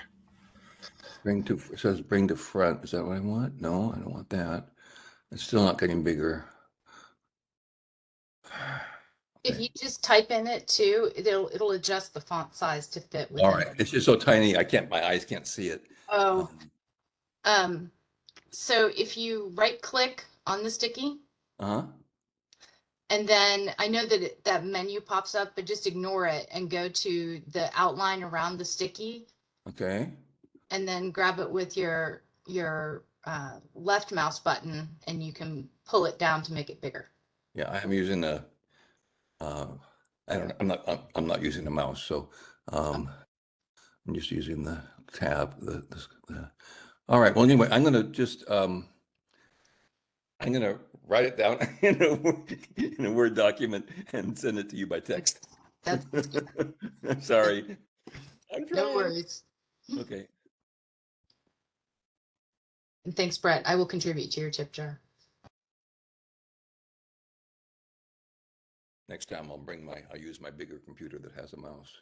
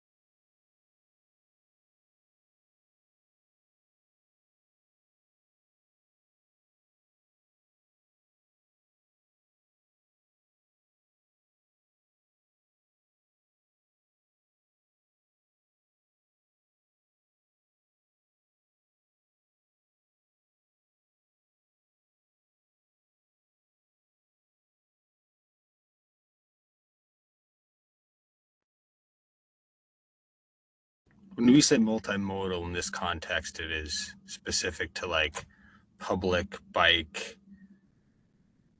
Yeah, it's like connecting all the various modes of transportation. Okay. Not containers on trucks and trains and ships. Gotcha.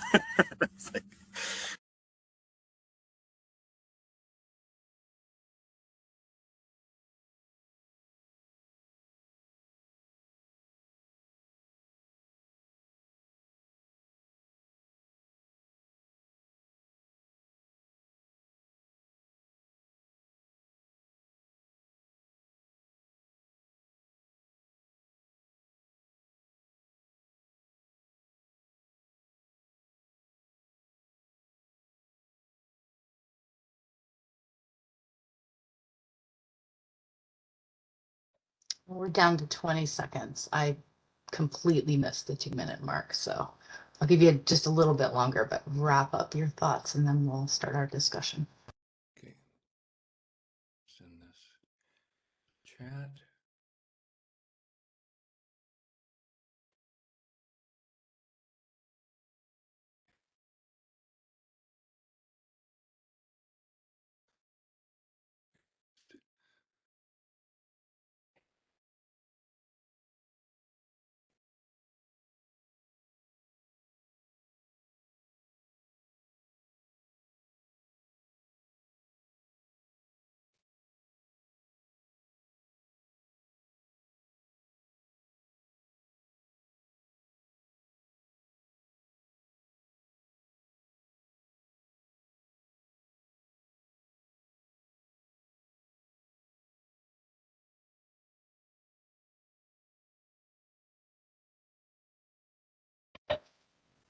Okay.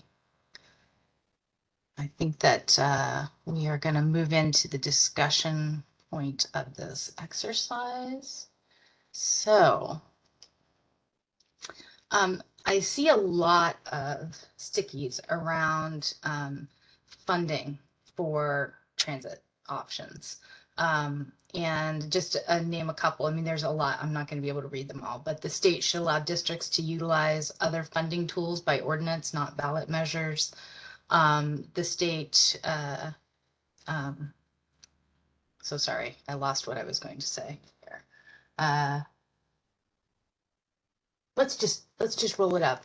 Time is of the essence. There were a lot of questions and thoughts around different funding mechanisms, whether to restrict to specifically transit ideas or I don't know why the cats that never seem to come around during any reasonable time when I'm not in a meeting, but they want to be around during meetings like this, so I apologize.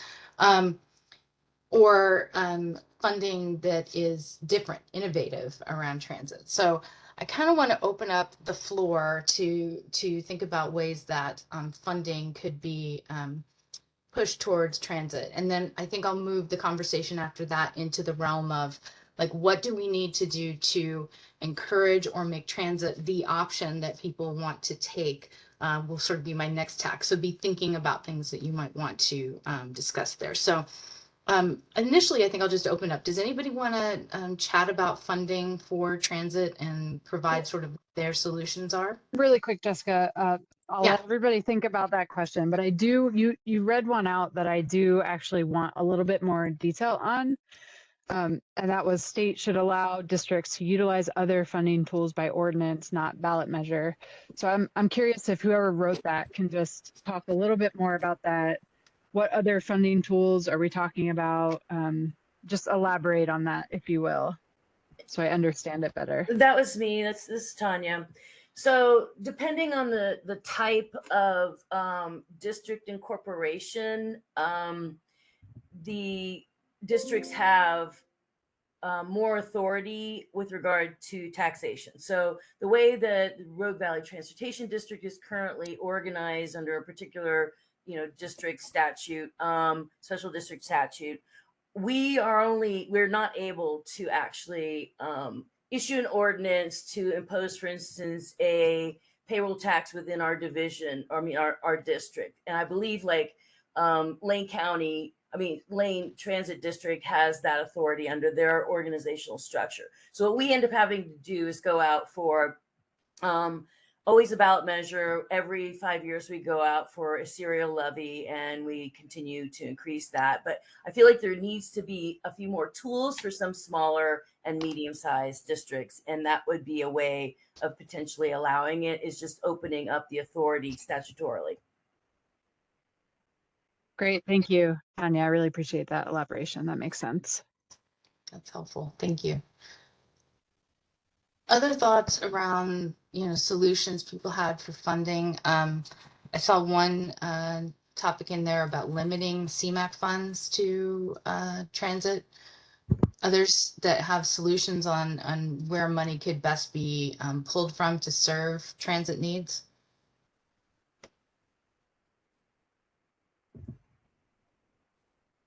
The CMAQ comment was mine too, and that's just because we're constantly struggling with local jurisdictions that want to be able to use that money for projects, road building projects for the sidewalk portion of it, and those funds really have a bigger bang for the buck if they are going towards transit projects and have more limitations. And it's a difficult thing to get those criteria in at the MPO level with all the competition among the jurisdictions. So the state could actually weigh in on how CMAQ funds should be used in the state.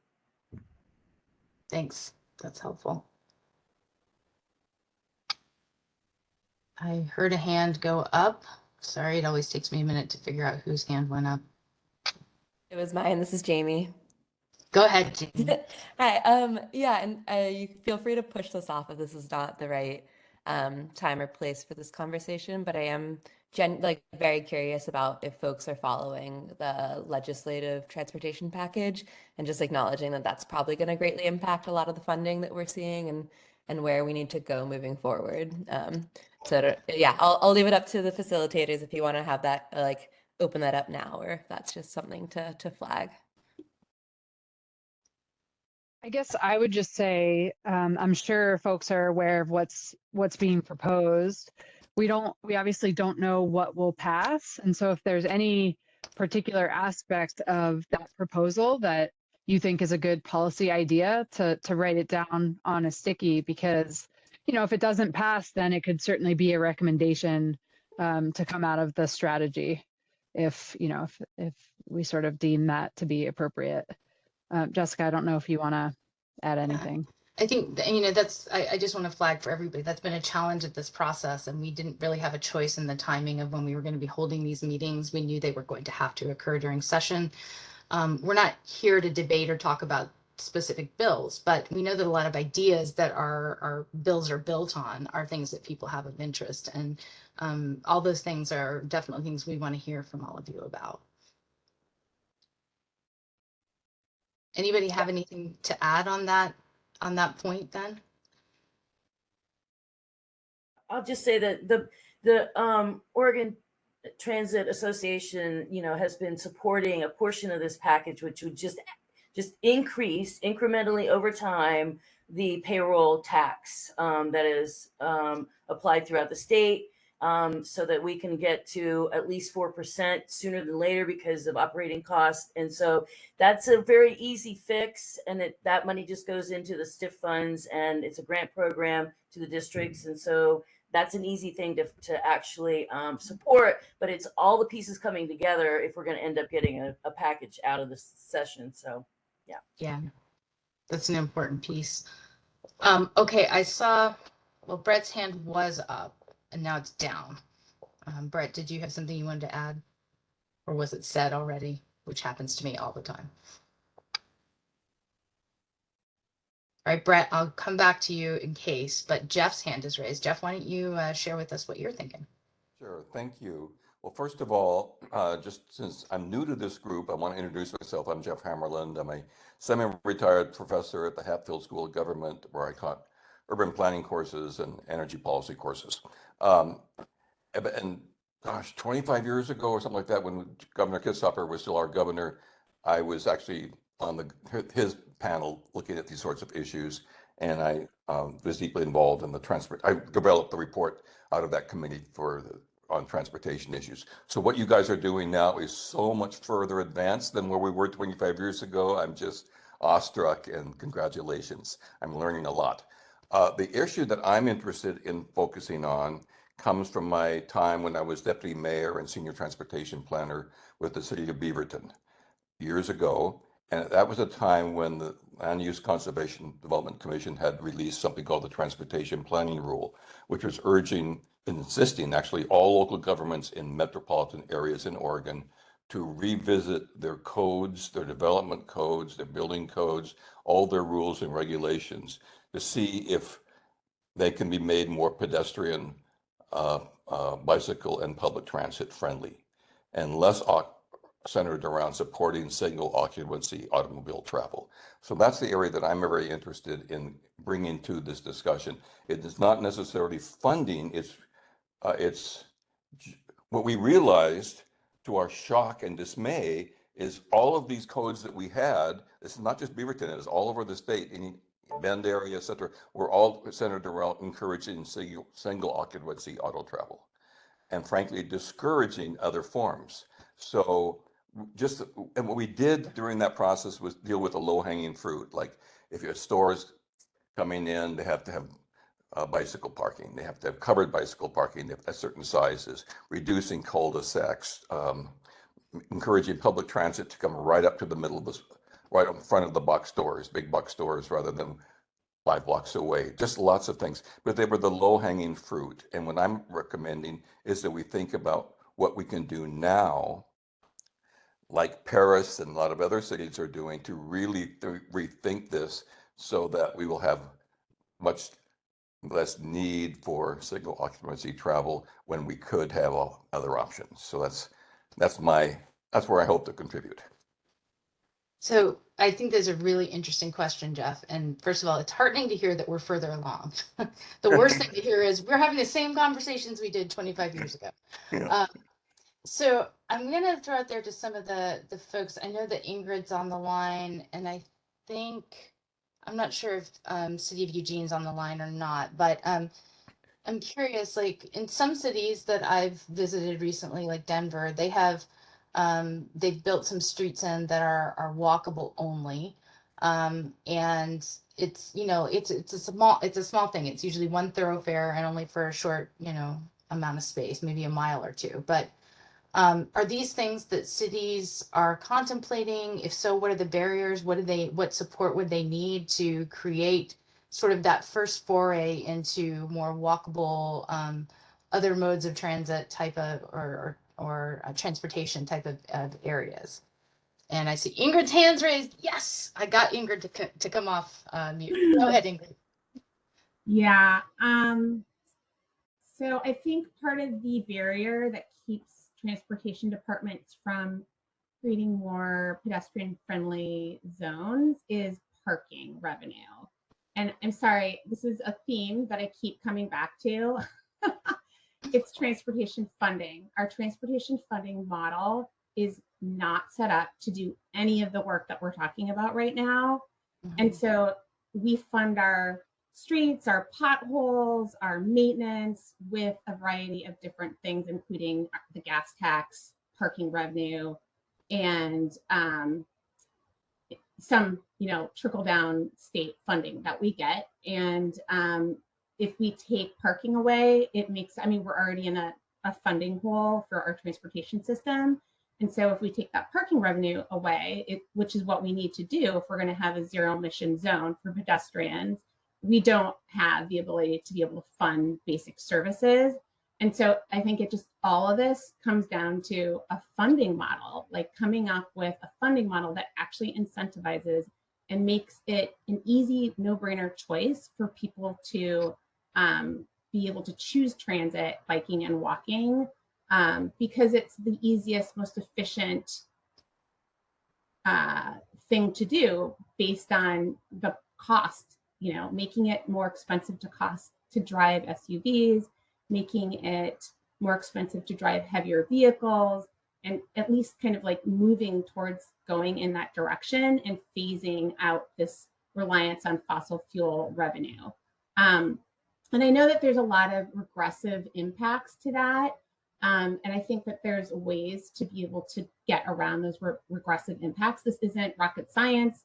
We have done much more difficult things, and figuring out how to provide discounts and exemptions to those who don't have options and live further outside of the areas where it's harder to do those things can be built into the model. And I also feel like a phase-in effect is probably going to be important to do that as well, to make sure that the appropriate technology is available, but at least getting onto some path where we have a North Star where we're actually not dependent on fossil fuel revenue to be able to do some of this important stuff. And I don't really see that in the transportation package that's been proposed at all. So it is frustrating. I mean, having a RUC for EVs be mandatory, I guess, is one way of starting that, because it's like eventually all vehicles will be super efficient and EV, but it really doesn't disincentivize people from using heavier duty vehicles or less efficient vehicles. So something where there's levers on both sides, I think, is really important and is not the direction that we're headed right now. I'll be quiet. Ingrid, actually, if you won't be quiet, I have a follow-up question for you. Thank you for that comment. I'm curious if you know of a state that does it right in your mind. Do you have an example of a state that incorporates this kind of funding model where they're incentivizing efficient vehicles and sort of disincentivizing others? I don't think we've done that yet in the United States, but there's many examples outside of the United States of funding models like London and other places that have done Oslo, Copenhagen, that have done models like this. And it's not like we don't know how to do it. It's really like a formula of a road usage charge where you are charging people based on miles driven, and you're using a formula for the weight of the vehicle and the efficiency of the vehicle, and you're combining those together to figure out what that charge should be per mile. It's pretty simple. On the heavy duty side and the freight side and the cargo side, I think there's a lot of research and more thinking that needs to go into that, because obviously we need goods, and it might not be as simple as that, model, which I think is really focused towards passenger vehicles. So I think the heavy duty conversation is different, but could be still moving us in the same direction, but it's more complicated than the weight plus efficiency. Although it might be something like that, but maybe it's phased in so that it's actually doable with regards to the available technology. Thanks, Ingrid. And I appreciate that. I want to flag that I see Janet and Logan's hands are up, and I am going to go to Logan first, Janet, if that's okay, because I did ask Eugene to speak up if they were here. And the other thing I want to flag is I'm hearing a potential need for, I do not think that task forces solve everything, but this is a big weedy thing with lots of different players in it, and potentially there's a solution here around a task force with very specific remit on what to determine. So I'll throw that out for people to think about and mull over. Logan, why don't you give us what your perspective is, and then I see Jana followed by Brett on the line. Sure. Thanks. And I agree with a lot of what Ingrid said, but speaking a bit more on my perspective on creating more walkable environments and how the state can support the cities in that effort. I'll just go ahead and say, when I think of what we can do to improve pedestrian safety and the walkability of Eugene, I think less about the creation of something like a pedestrian mall and more about reducing speeds, lowering speed limits, creating more enhanced pedestrian crossings, especially on our arterial streets, where we have a lot of folks who are crossing in mid-block locations just because the signals are so far apart. State funding is very helpful in doing that. As a lot of you know, we're relying on state grants like the All Road Transportation Safety Grant to help us build a lot of those projects. And it's kind of tricky sometimes because a lot of those state grant programs focus so heavily on cost benefit ratio math, where you're like taking the number of pedestrian fatalities or severe injuries you've had and you're comparing it to the cost of the project to kind of create this ratio. And on one hand, I understand like the need for a prioritization process for funding, but I think kind of a secondary effect of that is sometimes it's difficult, taking on these large infrastructure projects to create a more walkable environment unless you already have that fatal crash history in a location. It's kind of more on the back end versus being proactive about getting in front of something before there's a fatal crash. So those are just kind of my 2 cents. There's a lot to say about walkability, but I'll stop there because I'm sure other folks have thoughts too. I can't help myself but add that reducing speeds also makes you more energy efficient. So there you go. Trifecta of positive things. Thank you so much. I appreciate it. So I'm going to go to Jana, then I see Brett, and then Jeff. Thank you. I think we need to recognize a couple of things, realities in this conversation about how to encourage reduced VMT. And people are always throwing out, the examples of London or Paris or whatever. We have to recognize that even Portland doesn't have the density of those kinds of cities. And that changes the complexity of the issues. And we just need to acknowledge that at least. But from my perspective, Ingrid was exactly right on. Funding currently for transportation projects comes from cars and trucks. So the more you tell cars and trucks not to drive, the less funding you have. I mean, we need to recognize that reality as well. And I put a comment in on the chart. I've had terrible time trying to move them over into the appropriate section, so I gave up. But if you want to talk about reduced VMT in commercial vehicles, the best way to do that is have an economic downturn. I mean, that's about the only way to have that. The fact of the matter is carriers are working for maximum efficiencies in terms of how they plan their routes and how they do their loads so that they spend as little as possible to get goods to market, because they're competing with each other on those routes. So I think we need to recognize that reduced VMT conversation ought to be focused on passenger vehicles and not on vehicles in total. Thank you. Thanks, Jana. Again, bringing up some good points. But I am still going to encourage you to come up with solutions, not just illustrating the issues at hand. I will win you over, Jana. I just know it. But well, I'm just saying there isn't, from the trucking perspective, there isn't a solution to reducing VMT for commercial vehicles other than an economic downturn. There just isn't. We're already operating pretty much at maximum efficiencies. That's the only way they can afford to compete. So, yeah, I hear you. All right, I'm going to move to Brett, and then I see Jeff, and then Ingrid's hand is raised again. So go ahead, Brett. Oh, you scared me with that class comment to Jana, Jessica.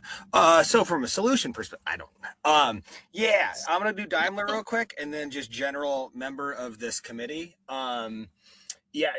Commercial vehicles in the state of Oregon already shoulder a much higher burden of cost to operate in Oregon by a factor of 20% greater than the next state down on the list. We are the #1 most expensive state to move stuff. More than 25% now. 25%. Thank you, Jana. And I just want to bring that context in because vehicles fund all of this transportation work. And commercial vehicles share a disproportionate amount of that because of our weight mile taxation. I'm only bringing that up because as we look at this holistically of Oregon's, energy strategy, the economy needs to be a critical part of that. And we kind of have some misbalances here. And I'm going to bring this to the funding side of it now. How do we fix kind of the funding model? Right now, in my opinion, it's a little bit challenging and broken as it relates to who's being asked to pay for what. Oregon's constitution actually explicitly spells out how any vehicle related fees or taxes need to be spent. And I think we've been wayward a little bit on the past. And this is a time for Oregon legislature, at least from a policy perspective, to look at the users of the benefit and find ways to really right size that today. Now, how does that look from a personal perspective? It's a challenge. And, this is something that we as a state need to better understand and better tackle, because continuing to curtail and expand taxation on vehicles and road users and take that money away from improving the roads and vehicle-based infrastructure leads to higher safety concerns. And the same things that Ingrid were talking about, it creates an unsafe environment for vehicles to operate in. And I'm gonna challenge you a little bit, Jessica, on slower speeds equals efficiency. I'm gonna use the I-5 Rose Quarter as a great example. Sitting there and idling through that space at 5 miles an hour stop and go is not nearly as efficient as driving through it in 2 minutes at 45, 50 miles an hour. Vehicles operate at their most efficient fuel economy at around 45 to 50. Diesel vehicles do. No, but electric vehicles are going to get you even better efficiency if you're in stop and go traffic. So actually potentially not, because of the parasitic load of the ancillaries on the vehicle. It's a lot of things to weigh. I agree, and I'm not trying to get into semantics. I think that who is benefiting from it needs to have some skin in the game to pay for it. Because if we just continue to tax road-based vehicles, not use that funding for transportation for road-based infrastructure, we're actually pulling Oregon further behind its competitiveness economically as well. And then we lead to Jana's economic downturn in Oregon, and we don't need any more kind of demerits against our state's ability to compete at a national scale with attracting and investing businesses in clean tech, which we're great at already. So let's just throwing that out there. And I don't know if I missed some of the previous conversations, and I'm done. That's wonderful. So I'm going to throw this back. I'm going to move on, but I want you and Jana to think about this, which is if you feel that the way that we tax to build roads right now is unfair to the trucking industry and that it limits business development in the state of Oregon, then I would love it if you would submit to us through our comment portal your ideas for a different way to pay for our roads and bridges. Because I think that's the solutions we're looking for. Passenger car fuel efficiency taxes. Great. And then coupled with that, can we put requirements for efficiency bolt-on technologies for diesel trucks? What if we had that balance going on right there? A commercial vehicle is a commercial diesel is the most efficient vehicle you have on your roadways today. 80,000 pounds getting 8.5 miles to the gallon. That beats everything except an electric car. But can you be more efficient? That's my question for you. Just think about it. And if I get a solution from one of you guys, I'm going to call you up and just be like the most thrilled person that I can be. I really want to hear, because let me just stop. I want to digress for 1 second. Don't kill me, Jillian. This is really important. Flagging the barriers is critical. But if we don't, as a group of people, figure out a way to come together on solutions, if we don't work on solutions, if we just say this is not going to work for us, then we don't get anywhere.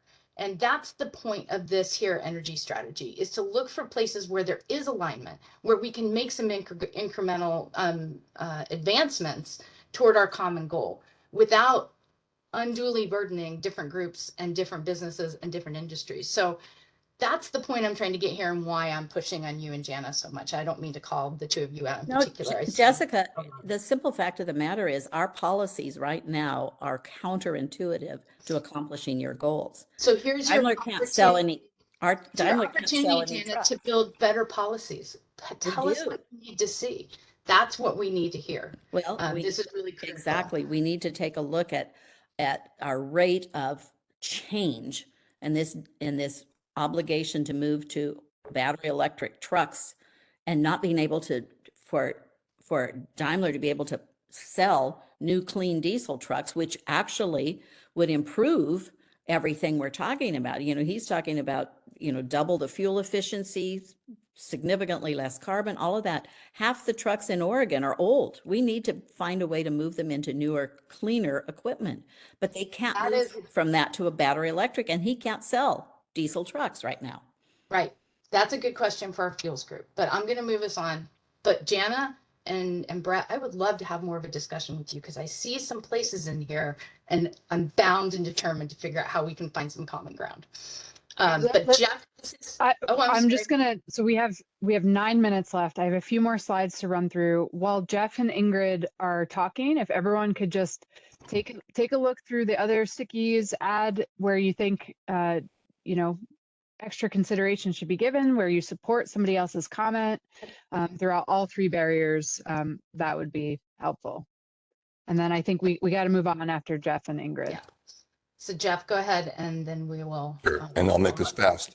So originally put my hand up because I was going to ask somebody on the staff, since I'm still suffering from old manitis, to take what I included in the chat and put it in one of the stickies, just so it's there for the record. But in, you know, when I brought up this urban planning piece to the puzzle, and you know, there was a time 25 years ago when I was actually an expert on this stuff, when I was senior transportation planner and deputy mayor of Beaverton. I'm not now. What I will commit to do is talking to some of my colleagues, I'm retired now, but some of my colleagues in urban planning at PSU and other places, to see if they know of other good examples in this country and abroad.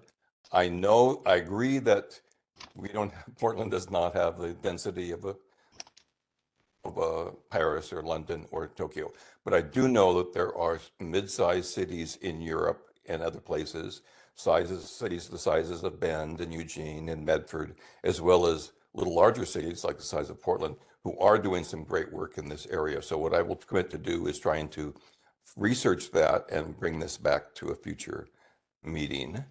And hopefully that will be useful. Thanks, Jeff. I appreciate that. And also, as Jillian asked earlier, please flag any model policies you see in other places, other states, that we could look at and right. take into consideration. And also, everybody know that what you put in the chat is also part of the information we collect and add to our collection of information. So whether it's there or in the stickies, they'll both get captured. Okay, thanks. Thanks, Jeff. All right, Ingrid, you get to round us all out. Yeah, so I think I wanted to speak to Jana's comment about reduced VMT for goods movement. I agree that this is something that just needs to happen. Like we need to continue to increase our goods movement, but I feel like there are some solutions to be able to do that. And I'm focusing more on urban dense areas with regards to last mile. I think that there are some, e-cargo bike solutions and smaller electric sprinter van type solutions that actually work pretty well in dense areas if there are hubs that these larger vehicles can go to, right? So that we're decreasing congestion in the most dense areas of our city and being able to use those vehicles that are already advanced with regards to innovation with the electric vehicles. So I think that should be part of the conversation as well. And I know this is mostly geared towards urban areas, so it doesn't necessarily apply to all of the areas of Oregon, but we are working on trying to figure out how we can support these smaller vehicles that have, less safety issues, cause less congestion, don't have air quality impacts, and are, able to assist with that last mile for goods movement. Every time you handle a package, Ingrid, it adds cost. So you just have to recognize it'll add cost. I'll just add, Ingrid, thanks for that comment. I know Portland's doing a lot of work in this area. I'm curious if you have any thoughts on what would be helpful from the state as you advance these sort of districts. If you don't have to answer that right now, but I think that's the perspective that we'd be interested in hearing. Yeah, I think. Go ahead, Ingrid, please. I know that most of my answers come back to the funding model, but it really, if the state could come up with a really smart funding model that incentivizes the behavior that we want to see, we as local jurisdictions can potentially do some layering of our own for, to encourage less congestion, less air quality impacts within our local streets. But it doesn't work unless there's kind of an overall state model that we can layer onto. And so I think that if we can solve that funding problem and we can really build a model that encourages people to do the behavior, and the market encourages the market to move towards the behavior we want to see, we'll have so many more possibilities for what we can do.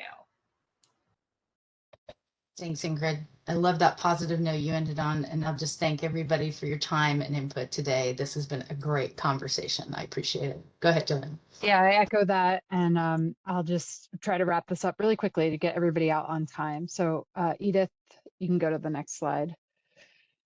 I'll just say before I jump into this that we are going to be closing down the Miro board after this meeting. We'll keep it up and able to edit for a couple more days, but we have a much shorter turnaround time this time between this meeting and our next meeting on April 30th. And so we're not going to have quite as long of a time for you to get those comments in. So I'm thinking if you have any further thoughts, you can email me directly, add them to the Miro board.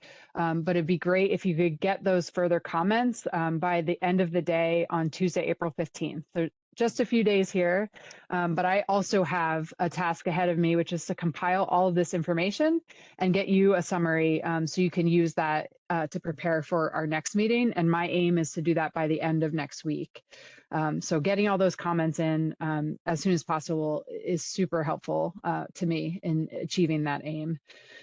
So a couple reminders about our upcoming working group meetings. We have 2 more meetings in this process. April 30th, which will be our last meeting as a strictly TE policy working group. So it's our last breakout meeting.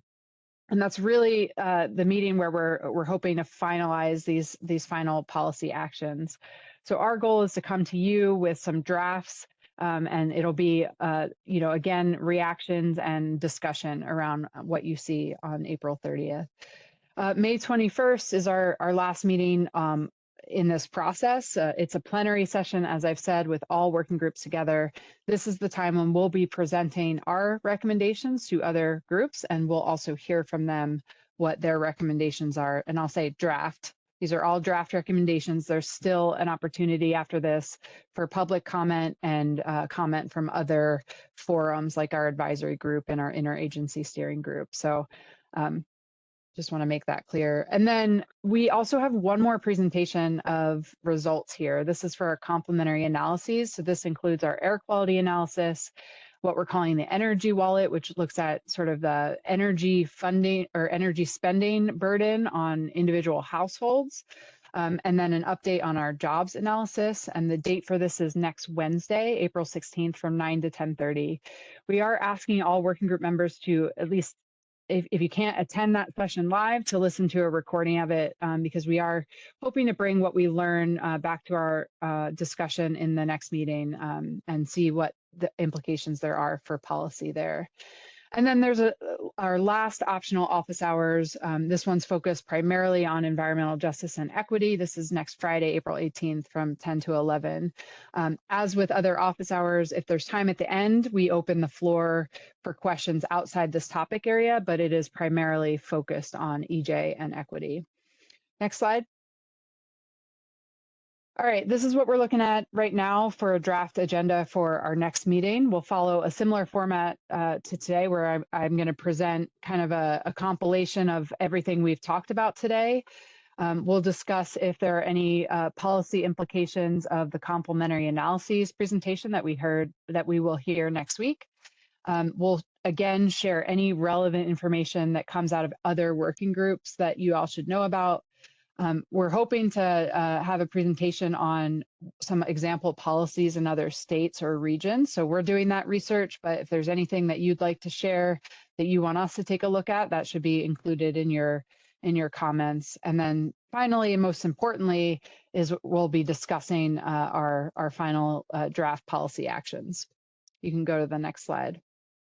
So with that agenda in mind, this is kind of your next homework assignment, what I'd like you to be thinking about in preparation for our next meeting. So what strategies have we discussed today that are most important for overcoming identified barriers? How can they be translated into specific policies or programs if they're not specific enough already? And then what best practices and policies are being implemented in other states and regions? Would they work for Oregon? Why or why not? So that's an important consideration as well. And with that, next slide is our public comment portal for attendees that can't access that in the chat. And just thank you all for your time. I apologize, I'm 1 minute over, but I think that's pretty good for a three-hour meeting. So thanks again, everybody. Thank you all. Thank you.